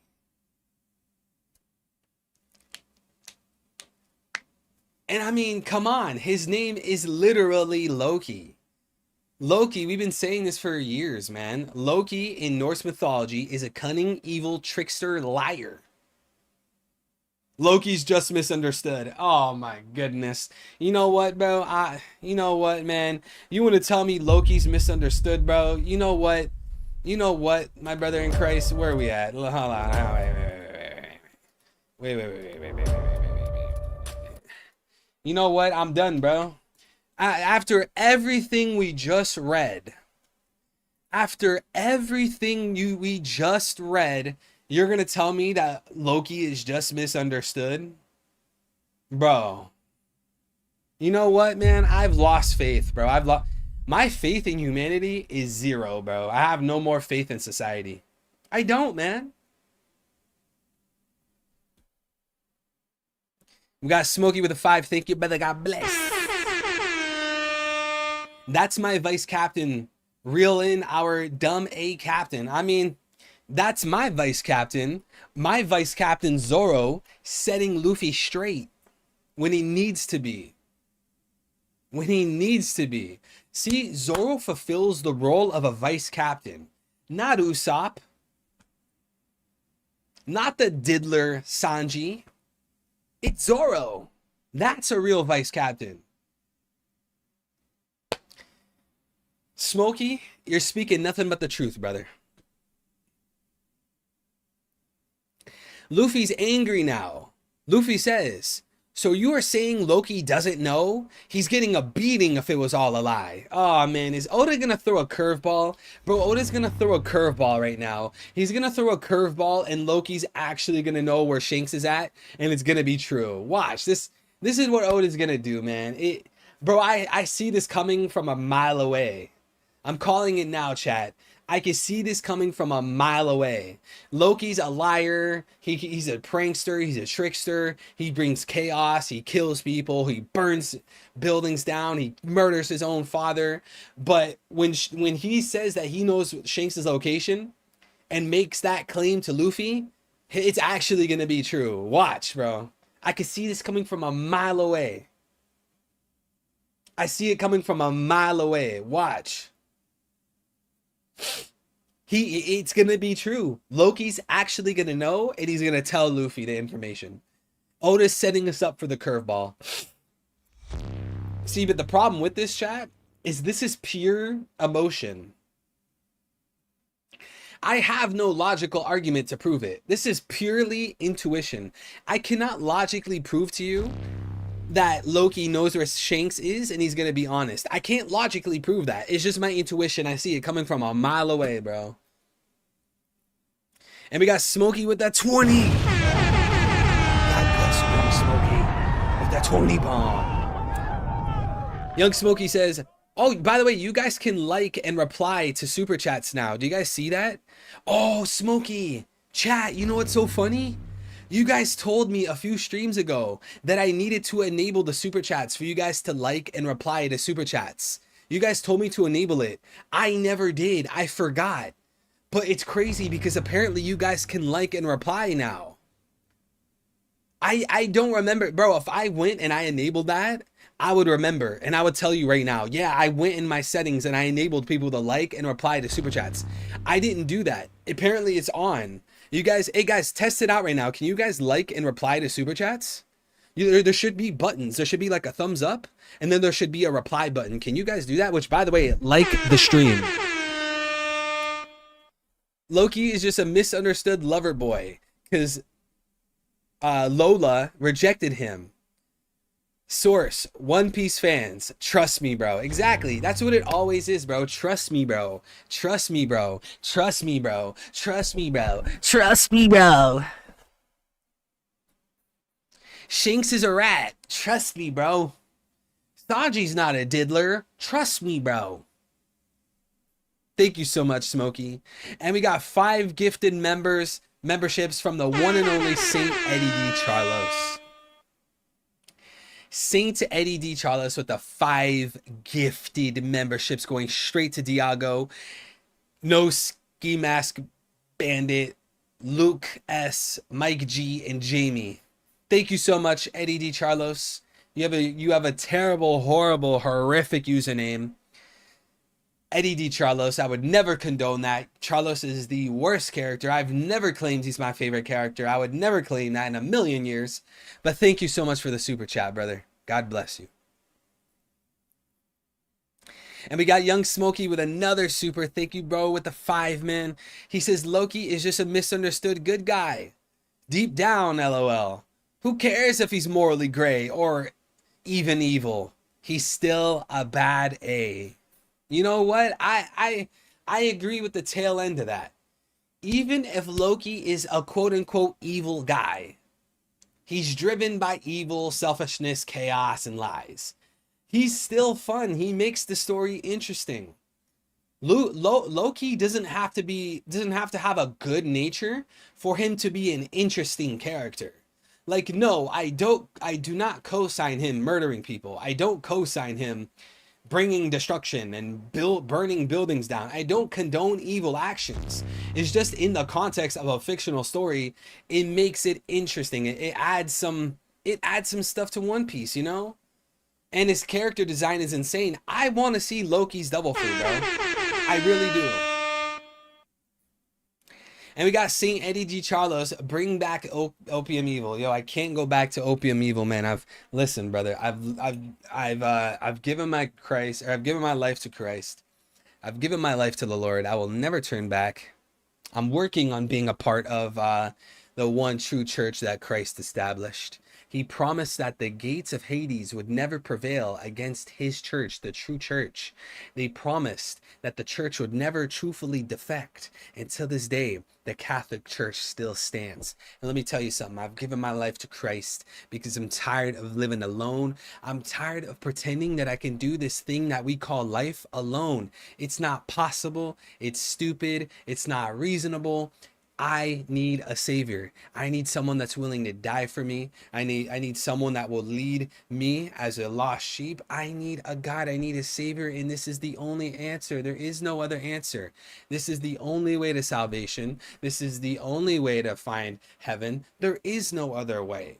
We have the martyrs laying their life down, getting crucified upside down, Bartholomew getting flayed alive, them getting stoned to death. Why would they suffer for something that they know is a lie? That makes no sense. You wouldn't do it. I wouldn't do it. Maybe they suffered because they knew it was true.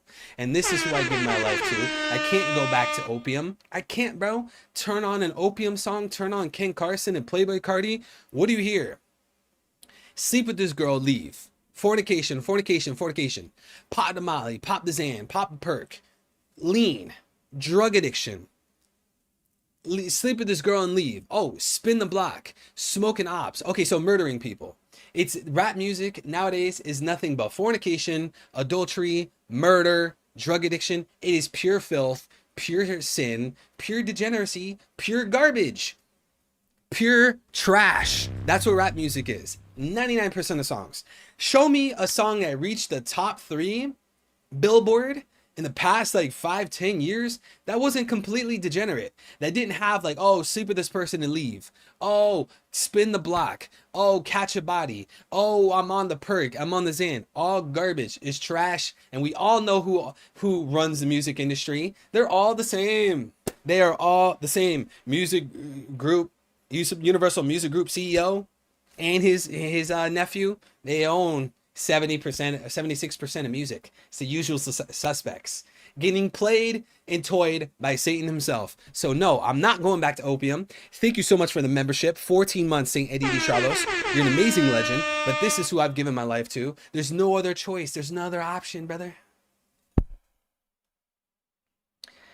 And then we got Simon with the 279. Thank you, brother. God bless, man. Saint Eddie Charlos exists. Check the Discord. No one checked the Discord. He's a liar. It's not real. People have made lies about me. It is all AI. I would never claim Charlos is a good character. I would never co-sign him, okay? So chat, if you guys ever see AI about me, co-signing Charlos, saying that he's my favorite character, listen, bro, I would never, ever, ever do such a thing. So don't buy into the fake news. This is fake news, pushed from my stream chat. And they were very clever, very clever. They're very clever. But all of this that you see, all this talk about me liking Charlos, it's all fake from the stream chat. Don't buy into it. Simon says he has photo proof. Don't believe him. And then we got a $2 super from the boy. L, again, thank you, brother, for the constant support. L, I greatly appreciate it.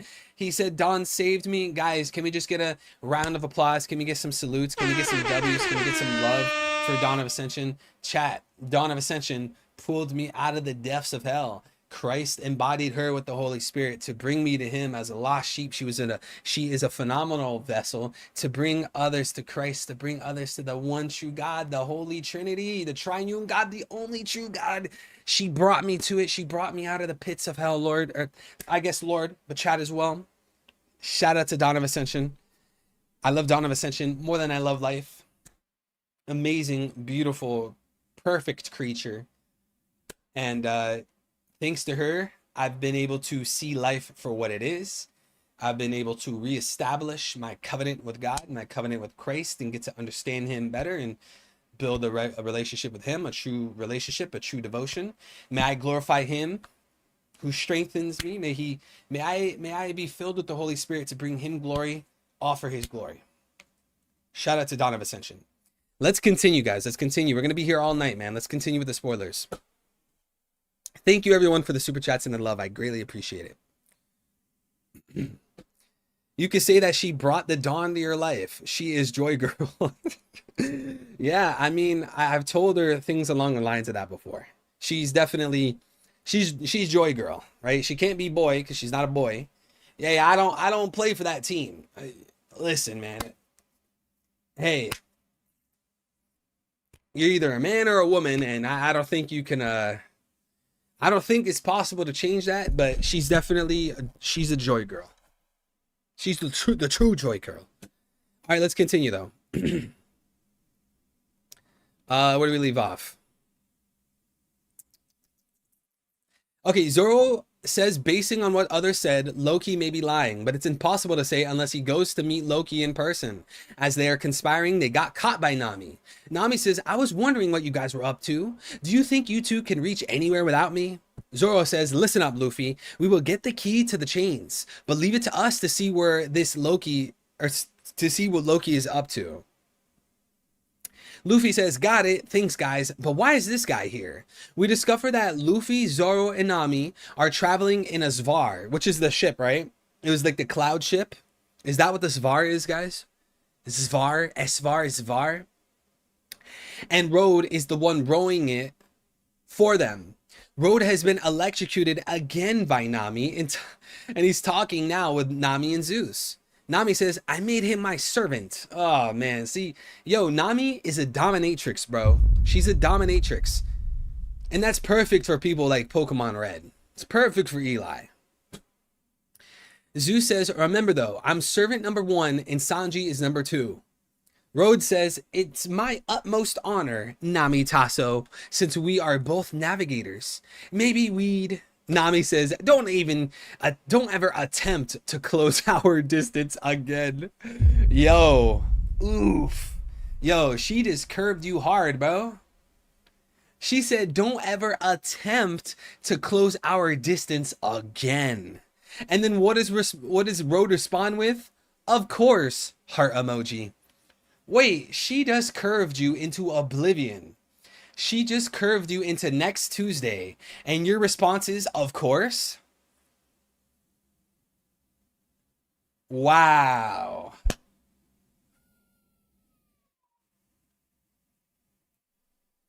Nami agrees to take Luffy and Zoro to get the key at the castle, but Nami's true intention is to get treasure from the castle. Cut to the underworld where Hooded Shanks and Hooded Woman arrive to meet Loki. They come to recruit Loki. Wait, so the Holy Knights, they're leaving the castle and they're going to the underworld? Is that what they're saying? Because Loki's in the underworld, but we saw them in the castle. And no, Luffy, Nami, and Zoro, they're leaving the underworld to go to the castle. So they're basically trading spots. Guys, is that how we're interpreting it? The Holy Knights are going from the castle to the underworld, and the Straw Hats are going from the underworld to the castle. They're basically trading paths. Is that the logic, guys? Is that what we're understanding here?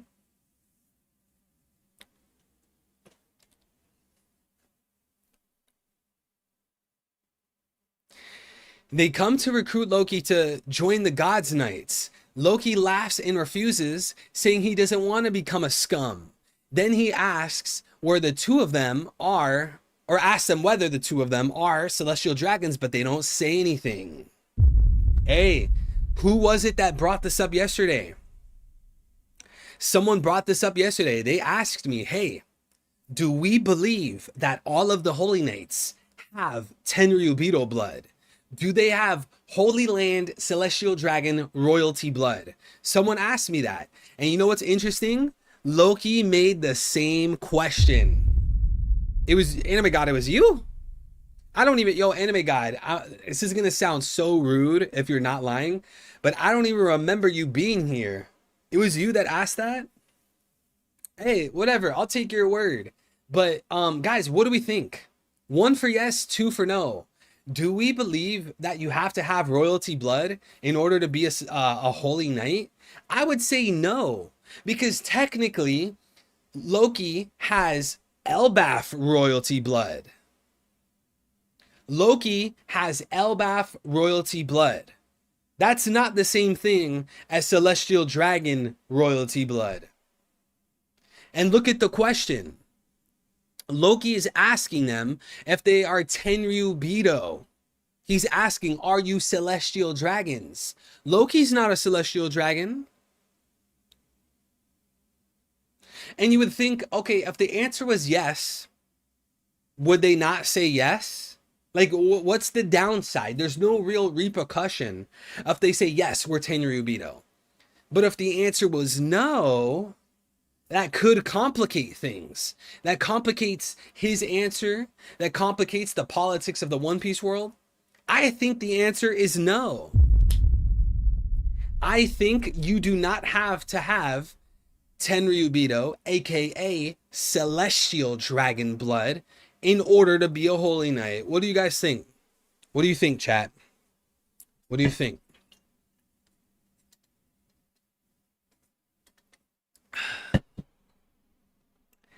Hooded Woman, oh no, I'm sorry.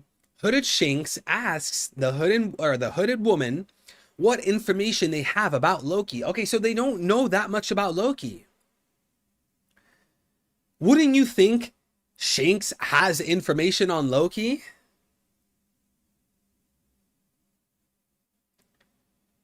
Shanks supposedly captured Loki 6 years ago. Shanks is a normal resident of Elbaf. If this hooded Shanks was Shanks, the original, why is he asking for information about Loki? Why? Why would Shanks do that? Bro, you've been visiting Elbaf constantly for the past, what, 30 years? You are the reason Loki was captured and placed in Elbaf. So if this hooded Shanks is the original Shanks, why is he asking information about Loki? This makes me think that this hooded Shanks is not the exact same thing as the Shanks we know of. The woman replies that all the agents they sent to Elbaf got attacked by a giant crow and disappeared, so they have no information about Loki's weakness. See, again, if Shanks, the original Shanks, if he was the reason that Loki was captured 6 years ago, why is this hooded Shanks asking about information for Loki and Loki's weakness? If this was the original Shanks, he already knows Loki's weakness. He literally is the reason Loki is in prison. So this would insinuate that the hooded Shanks in Elbaf is not the exact same entity or being as the Shanks that we know and love. Do you guys understand what I'm saying? Do you understand? This is One Piece class time. Class is in session. Let me know if you guys are following along. Are you guys following along? Are you guys paying attention? 1 for yes, 2 for no. This has to insinuate that they are not of the same nature. Now, again, this does not necessarily mean, oh, well, that means he's his brother. No, we can't say it's his brother. Oh, well, that means it's his clone. No, we can't say it's his clone. No, oh, well, that means he's like a seraphim that like they did differently. It's like a different type of seraphim. No, you can't say that.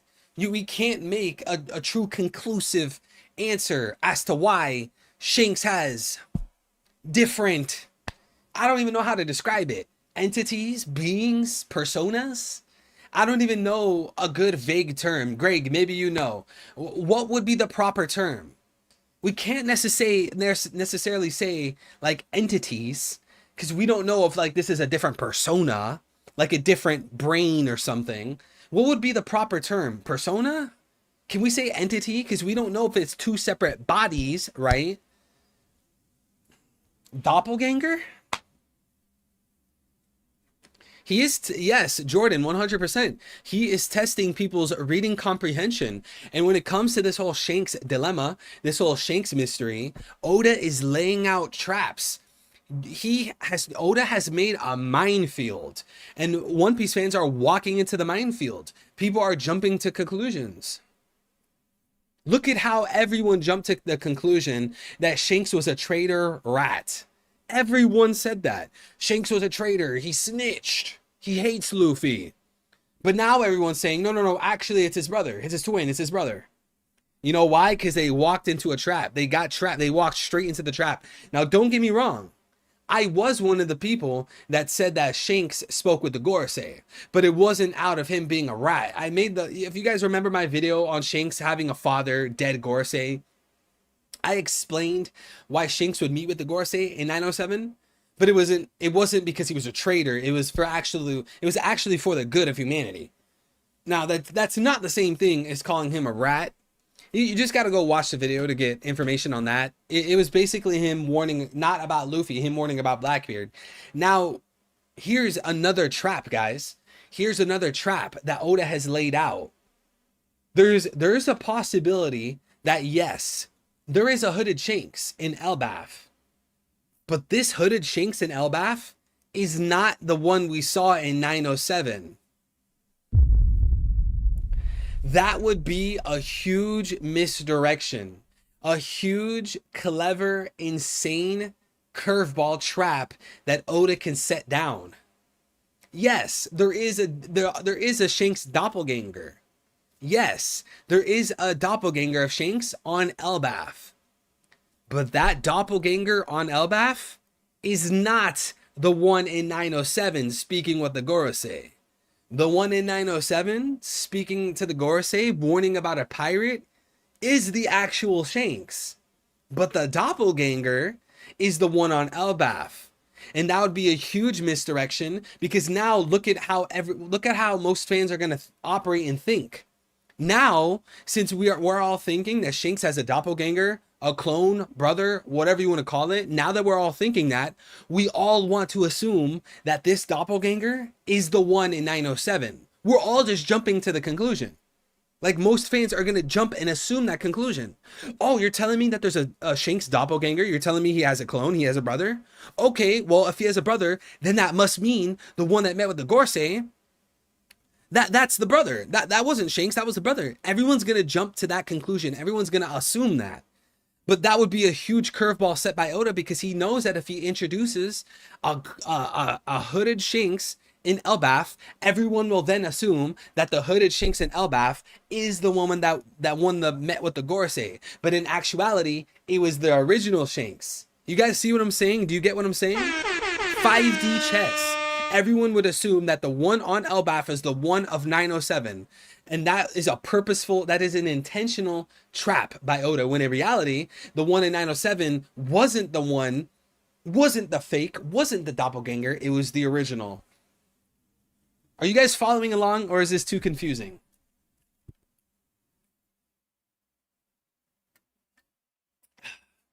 Was there something in this chapter confirming it's not Shanks?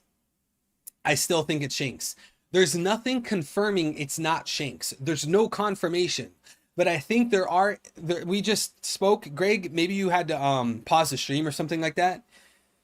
There are clues that would make you lean a certain way. We know that Shanks defeated Loki 6 years ago and threw Loki in prison, underworld of Elbaf. But yet this hooded Shanks on Elbaf is asking for Loki information to figure out Loki's weakness. That doesn't line up at all. If this hooded Shanks was the original Shanks, why is he looking for Loki information? Why is he looking for Loki's weakness? You literally fought and defeated Shanks. So Loki. You literally fought and defeated Loki. Why are you asking information about him? That kind of leans you. It's not a confirmation. This doesn't confirm anything. It just kind of leads you down the belief that this is not the original Shanks that we know and love. That's what I'm saying. So no, it's not a confirmation. This is just it's more of a proof, or more of evidence that there's a doppelganger involved.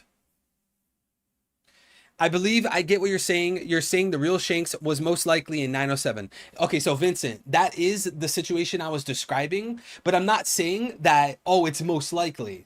I'm just giving you a possibility. That is a possibility to think of. Because if we assume, I don't really want to explain it again, but chat, I'm just saying we got to be careful. If we assume that this is a doppelganger, this is a fake Shanks on Elbaf, we need to be careful to not assume that this fake Shanks is the same one that talked to the Gorosei in 907. We can't jump to conclusions. That's dangerous, because that's how Oda could set up a trap. That's all I'm saying. I'm not necessarily saying, yeah, it was actually Shanks in 907, but this one is a fake. I don't necessarily believe that. I'm just giving you a perspective to think about. Especially because this Shanks dilemma, this Shanks mystery is just so wild right now. It's so hazy. We're in fog right now. You guys remember like the beginning of Naruto, the beginning of Hunter x Hunter, when they're in like, it's just completely misty. They can't see anything. The most that they can see is like a silhouette. They don't really know what they're looking at. This is what it feels like. We could just see like vague shadows in the fog. It's just a vague shadow. We think it's a human standing there. Oh no, it's a statue. It's hard to tell what's going on right now. And Oda's doing this on purpose. Oda is carefully calculating every single move regarding Shanks. From the SBS volume of the reader asking Shanks, or asking Oda if Shanks has two personas, or if Shanks is two people, to Oda then responding, mentioning how Shanks was drawn without a scar, mentioning how Shanks got to Marineford so quickly, the 907 conversation, the return of Shanks in Elbaf.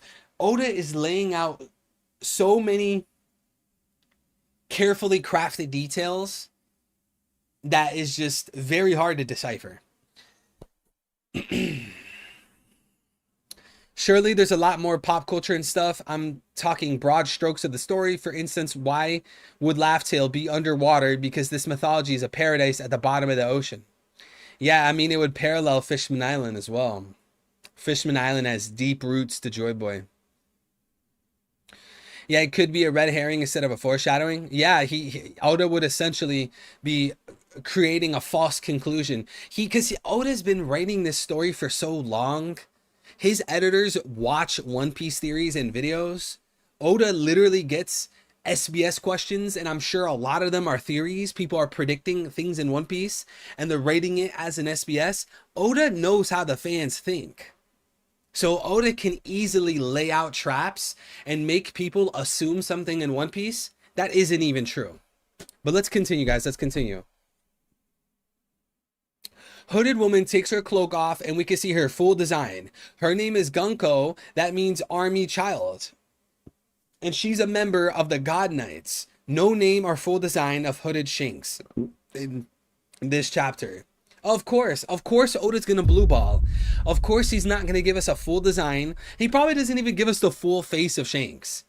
Watch, when we see this, when we get the raws and we get the chapter, I guarantee you it's gonna be half a face. Every single panel we see of this Hooded Shanks this chapter is half of a face. I guarantee you, we're not going to see the full face. Oda is going to blue ball as much as possible. Because the moment Oda shows this Hooded Shanks' full face, we could definitely clarify if he's missing scars or not.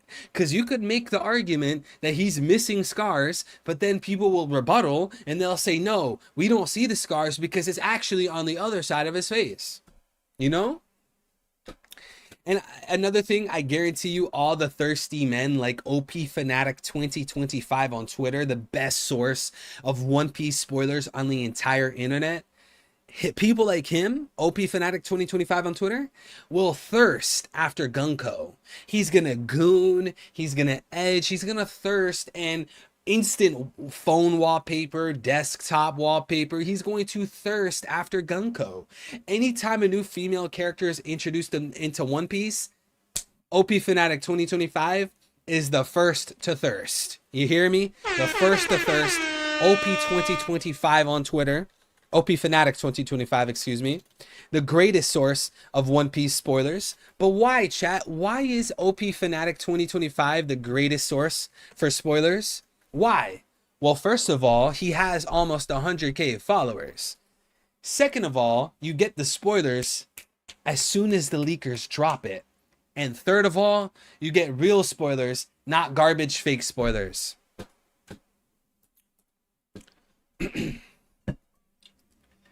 I don't know, man. Gunko might be a child. No thirsting this time. I mean, bro, look at what Oda did with Bonnie. Look at what Oda did with Bonnie. And you know what? People will still defend it, bro. Look, I love One Piece, but I can't defend what Oda did with Bonnie. I can't. Oda, you pull something like that again with Bonnie, we're going to have a problem. Greg said, wrap me up, Gunko. Guess they don't have makeup or disguises in One Piece. OP Fanatic, brother. Lots of love, man. Lots of love, brother. Guerrilla warfare. I don't know, man. I guess like the Holy Knights, they're the militant force of the world's government, Celestial Dragons, which is kind of weird because isn't that what the Marines are? The Marines in One Piece is like the military, right? But wait a second. Isn't that kind of like the Holy Knights as well? The Holy Knights are like the military force of the Celestial Dragons, but the Marines are also the military force. Because I kind of want to like draw a parallel between the Holy Knights and the Revolutionary Army. You know, I kind of want to like find a parallel there, but it's weird because the Marines literally serve and work for the Celestial Dragon. So, you know, like it seems like the Holy Knights are kind of playing the same exact role as the Marines, only to a smaller scale. What's good, my boy Mula? What's good, brother? How you doing? Oda trolled the fandom with Bonnie? Dude, I wouldn't even consider it trolling. I just think it's just scummy, bro. I don't think Oda should have done that. The fact he would draw Bonnie like that at the beginning of Egghead, I can't support that, bro. You knew how old Bonnie was, and you drew her like that in the beginning of Egghead. Why would you draw her like that, bro? I wouldn't do that. I wouldn't do that, bro. Oda was sus with Bonnie. Wasn't his BFF a confirmed pedo? Yeah. It was the author of... Who was it? Was the author of a different manga, bro. That's Japan culture for you. It's funny and not creepy. Hey, bro, whether they think it's funny or not, I still think it's creepy.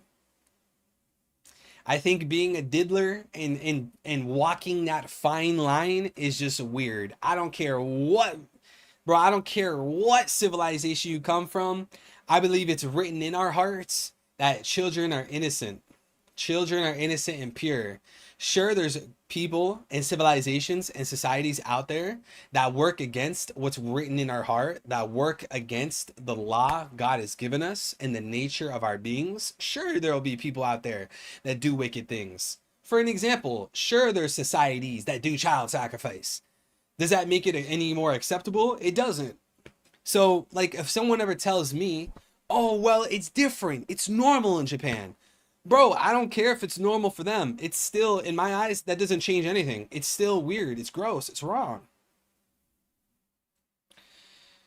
It wasn't a better situation right before the time skip when she was captured by... Okay, but Bonnie being captured by Blackbeard, I don't really think that's an issue. Like, it was Blackbeard capturing a pirate, you know? It wasn't really weird. It was just like, you know, pirate warfare. But depicting Bonnie like that at the very beginning of Egghead with her shirt off, like, that's a much different conversation, you know?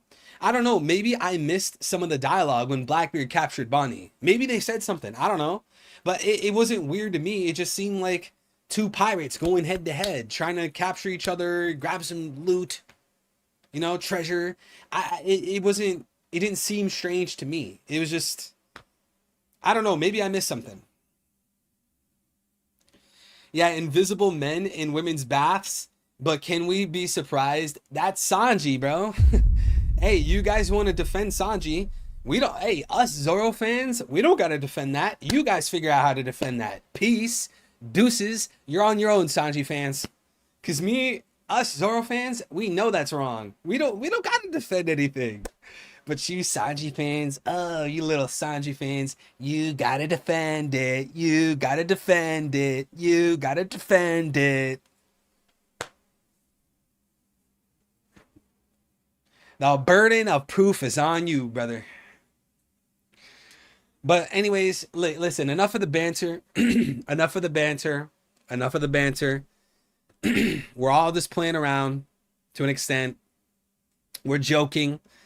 Don't take this to heart, guys. We're just joking. We're just kidding. It's just a joke. Don't get your panties in a knot. Where do we leave off? Okay, we read that. Gunko wears a cap with goggles, similar to Koala's cap. Oh, a koala parallel. Okay, a blazer with very long sleeves and a pair of boots. We can see her right eye too. That is white inside and black outside. Just the opposite of her left eye. Wait. So it's like the pupils are reversed? Like, what do you call, like, the white part? Because, like, the dark part of your eye is, like, the pupil, right? Wait, so her pupil is white, but then the outer part is black? Is that what it's saying? She has some bandages in her arms and legs. We can see Gunko's powers, too. She transforms the blazer long sleeves into bandages with arrow form that can control freely. Okay, so that reminds me of Sabo at Marijois at the throne room when Emu used that arrow kind of tail. You guys remember that? When Emu turned his like body into a tail, he was trying to stab him. Gunko says, well, I let you talk for a bit, and all I witness is a lack of manners. Perhaps I should erase you. Hooded Shanks says, don't be hasty, Gunko. As they are talking, a giant wolf appears behind them from the forest. Loki says, dog, ha ha ha ha, eat her, wolf. Gunko says, hey, you're getting too close. Gunko uses her bandages to wrap them around the wolf's neck. Then she hangs the wolf in the air while Loki screams for his friend. Whoa, she just hung a dog. Yo, this is getting dark, bro. Iris, thank you. So concept, are they saying that her iris is black and then the pupil is white? Is that what they're describing with like her opposite eye? Guys, this is getting dark. We just had a holy knight hang a dog. What? Bro, that Oda, you're getting a little too clever with the darkness. You just had a holy knight. You just had one of the celestial dragon dogs, no pun intended, hang a dog. Hey, that's kind of wild, bro. Hanging a dog. Loki says, "Wolf." Hooded Shank says, "Would you change your mind in exchange for this creature's life?" In the last page of the chapter, Loki looks defiantly at Genko and Hooded Shanks while the wolf is strangled. So they're gonna force him to join the Holy Knights? They're gonna force him. Or at least attempt to force him. So that's the deal you want to make then. Well then, that is your sad I guess that is sadly your fate, my friend. Rest in peace. He's letting the dog die. Bro, what the dog doing? Justice for Fenrir. Justice to Fenrir. Yo, salute to Fenrir. Hey, you served your purpose, brother. Rest in paradise. Every dog goes to heaven. Salute to Fenrir. Justice for Fenrir, Lal. Rest in peace. Of course, there will be anger and sadness, but a warrior doesn't lose his calm in the presence of death. I shall swallow this rage and destroy the world. End of chapter. No break next week. Guys, chat, that is the chapter. Let's give a rating to the spoilers, the long summary spoilers. Let's give a rating, guys. 1 to 100. 1 to 100. What do we rate these spoilers, guys? I'll give it a cool little 85 out of 100. I'll give this chapter an 85 out of 100. Now, this chapter wasn't bad. You know, we have the Holy Knights showing up to Loki. That's pretty interesting. They're trying to get him to join the Holy Knights. That's pretty wild. Loki becoming a Holy Knight. I don't think many people thought of that, right? That's a very different outcome than what we predicted. He's saying no. He's letting a dog die. It's pretty interesting. We have Luffy, Zoro, and Nami attempting to free Loki. We might see again the original monster, not the monster trio, but we might see the original three meet up with the Holy Knights. So just as Jordan said, this is a pretty good chapter, pretty good lore. I wouldn't say it's amazing. It's pretty good lore, you know, setting up for the chapter. One thing that definitely stands out to me, chat, is this ancient language they referenced earlier. Ja Rule says the Elbaf mythology is called Hali or Harley. So see guys, I definitely think we need to see the official translations. This is going to be vitally important. Guys, this Elbaf mythology called Hali, Haley, Harley, we need to see the official translation. This is extremely vital. We need to wait for Viz to come out. You guys can wait for the Manga Plus. We read the official translations and see how they call it or how they word it or how they spell it in reference to this Elbaf mythology. Because once we can look into that, we could compare whatever word or name they use for this Elbaf mythology with something that might already exist in One Piece. And of course, another interesting detail of this chapter is that the world has already been destroyed twice. So now we're talking about a new Elbaf mythology. We're talking about how the world's been destroyed twice. We have how the Holy Knights are showing up to Loki. They're trying to get him to join Loki. Loki's denying them. There's a dog dying. What the dog doing? Then we have Luffy, Zoro, and Nami grabbing the key. They're going to save Loki. We have some progression, guys. We have some progression. The arc is moving forwards. Pretty good chapter. I'll give it an 85 out of 100. It looks like Anime God gave it a 90. Jordan gave it an 86. Vincent gave it an 84. So you guys don't want to say 85. Vincent had to say 84. Vincent says 84. I say 85. Jordan says 86. People, all dogs go to heaven. Cerberus, middle finger. Exactly. Oda's real problem is that he is too naive and impressionable.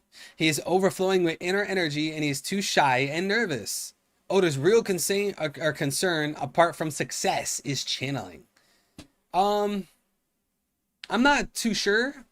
I feel like Oda's pretty good at executing his ideas, although I don't necessarily know what's inside his head to begin with.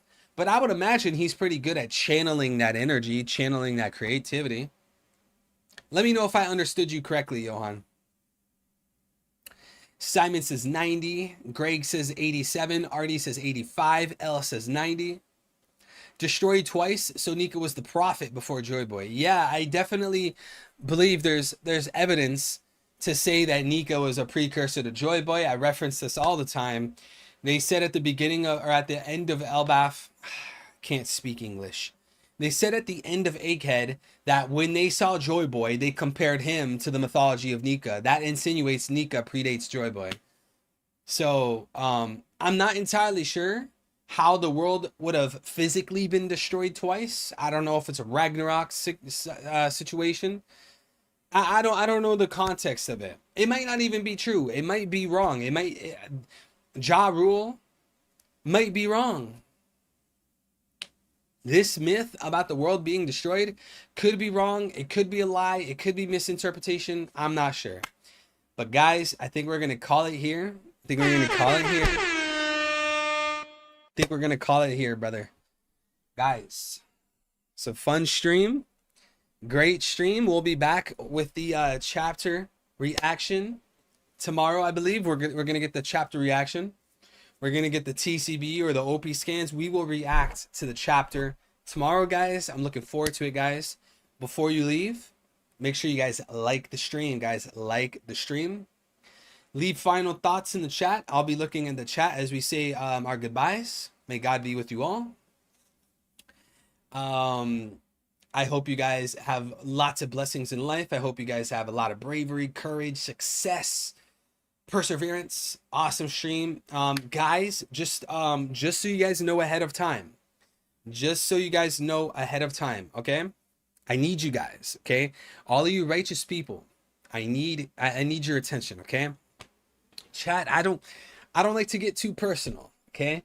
I don't like to get too personal on stream. I don't want to talk about my personal struggles and personal endeavors too much. But guys, let me just say, tomorrow the stream might be delayed and we would have the stream a little bit later than usual. It won't be so late like this time. I think we would have had the stream, or we would have the stream tomorrow by this time. In other words, the stream might be delayed tomorrow because I have an important appointment. Okay, chat. Okay, chat.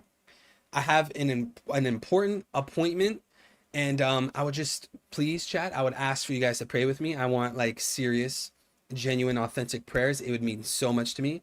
I don't want to get into specifics, but I have an appointment tomorrow. I would just very much appreciate that you guys pray for me in private. Pray that this appointment goes successful, and I won't know the conclusion to this appointment until a few weeks from now. I won't get the results until a few weeks from now. So I would just humbly request, you guys don't even have to show it off. I trust that you guys will do it in private. You don't have to, show it off in chat and be like, hey, I did it. Hey, I prayed for you. If you want to, be my guest. I'll of course thank you. But it would mean so much to me if you guys could just give a prayer to God, give a prayer to our Lord and Savior that this visit that I have goes well, and that my results in the coming weeks are successful, and that a good situation is accepted. It would mean so much to me. So that's why the stream might be delayed. It won't be delayed by too much, guys. I go off of EST. I live in East Coast US. The latest that we would begin the stream is, at the absolute latest, is probably like 4 p.m. So right now it's 6:30. I would say by 4 p.m. the stream would start. It could start at 3, 2:30, maybe not 2:30, maybe not 3. It could start that soon, but it'll just be delayed by a little bit. But it would mean a lot to me if you guys were able to, give a genuine, authentic prayer. Of course, I'm going to keep praying with you guys. Awesome stream today, guys. Thank you so much to everyone who came through with the theories, everyone who supported, show some love and encouragement and humor in the chat. I appreciate every single one of you. And of course, everyone that super chatted, going above and beyond to support me as a content creator. It means so much to me. It is a tremendous blessing that I have beautiful supporters like you guys. So guys, keep trucking along, keep being strong in life, keep walking with bravery, courage, resilience, perseverance, guys. Let your suffering build your perseverance. And this huge magnitude of perseverance that you will have through your suffering is going to build your character. And that character that you've built of all the suffering and perseverance you've built up and went through will allow you to have the character to achieve and seek hope from Christ and God. That's the secret, chat. Let the suffering, be excited for the suffering to bring glory to his name. Let it build your perseverance to therefore mold your character and glorify him. With all that being said, chat, I love you guys so much. You guys mean the world to me. I wish everyone here a nice morning, day, or night, wherever you are. We're going to get into this banger chapter tomorrow. It's going to be amazing. It's going to be a blast. We're going to cook, and we're going to see this fake wannabe Shanks.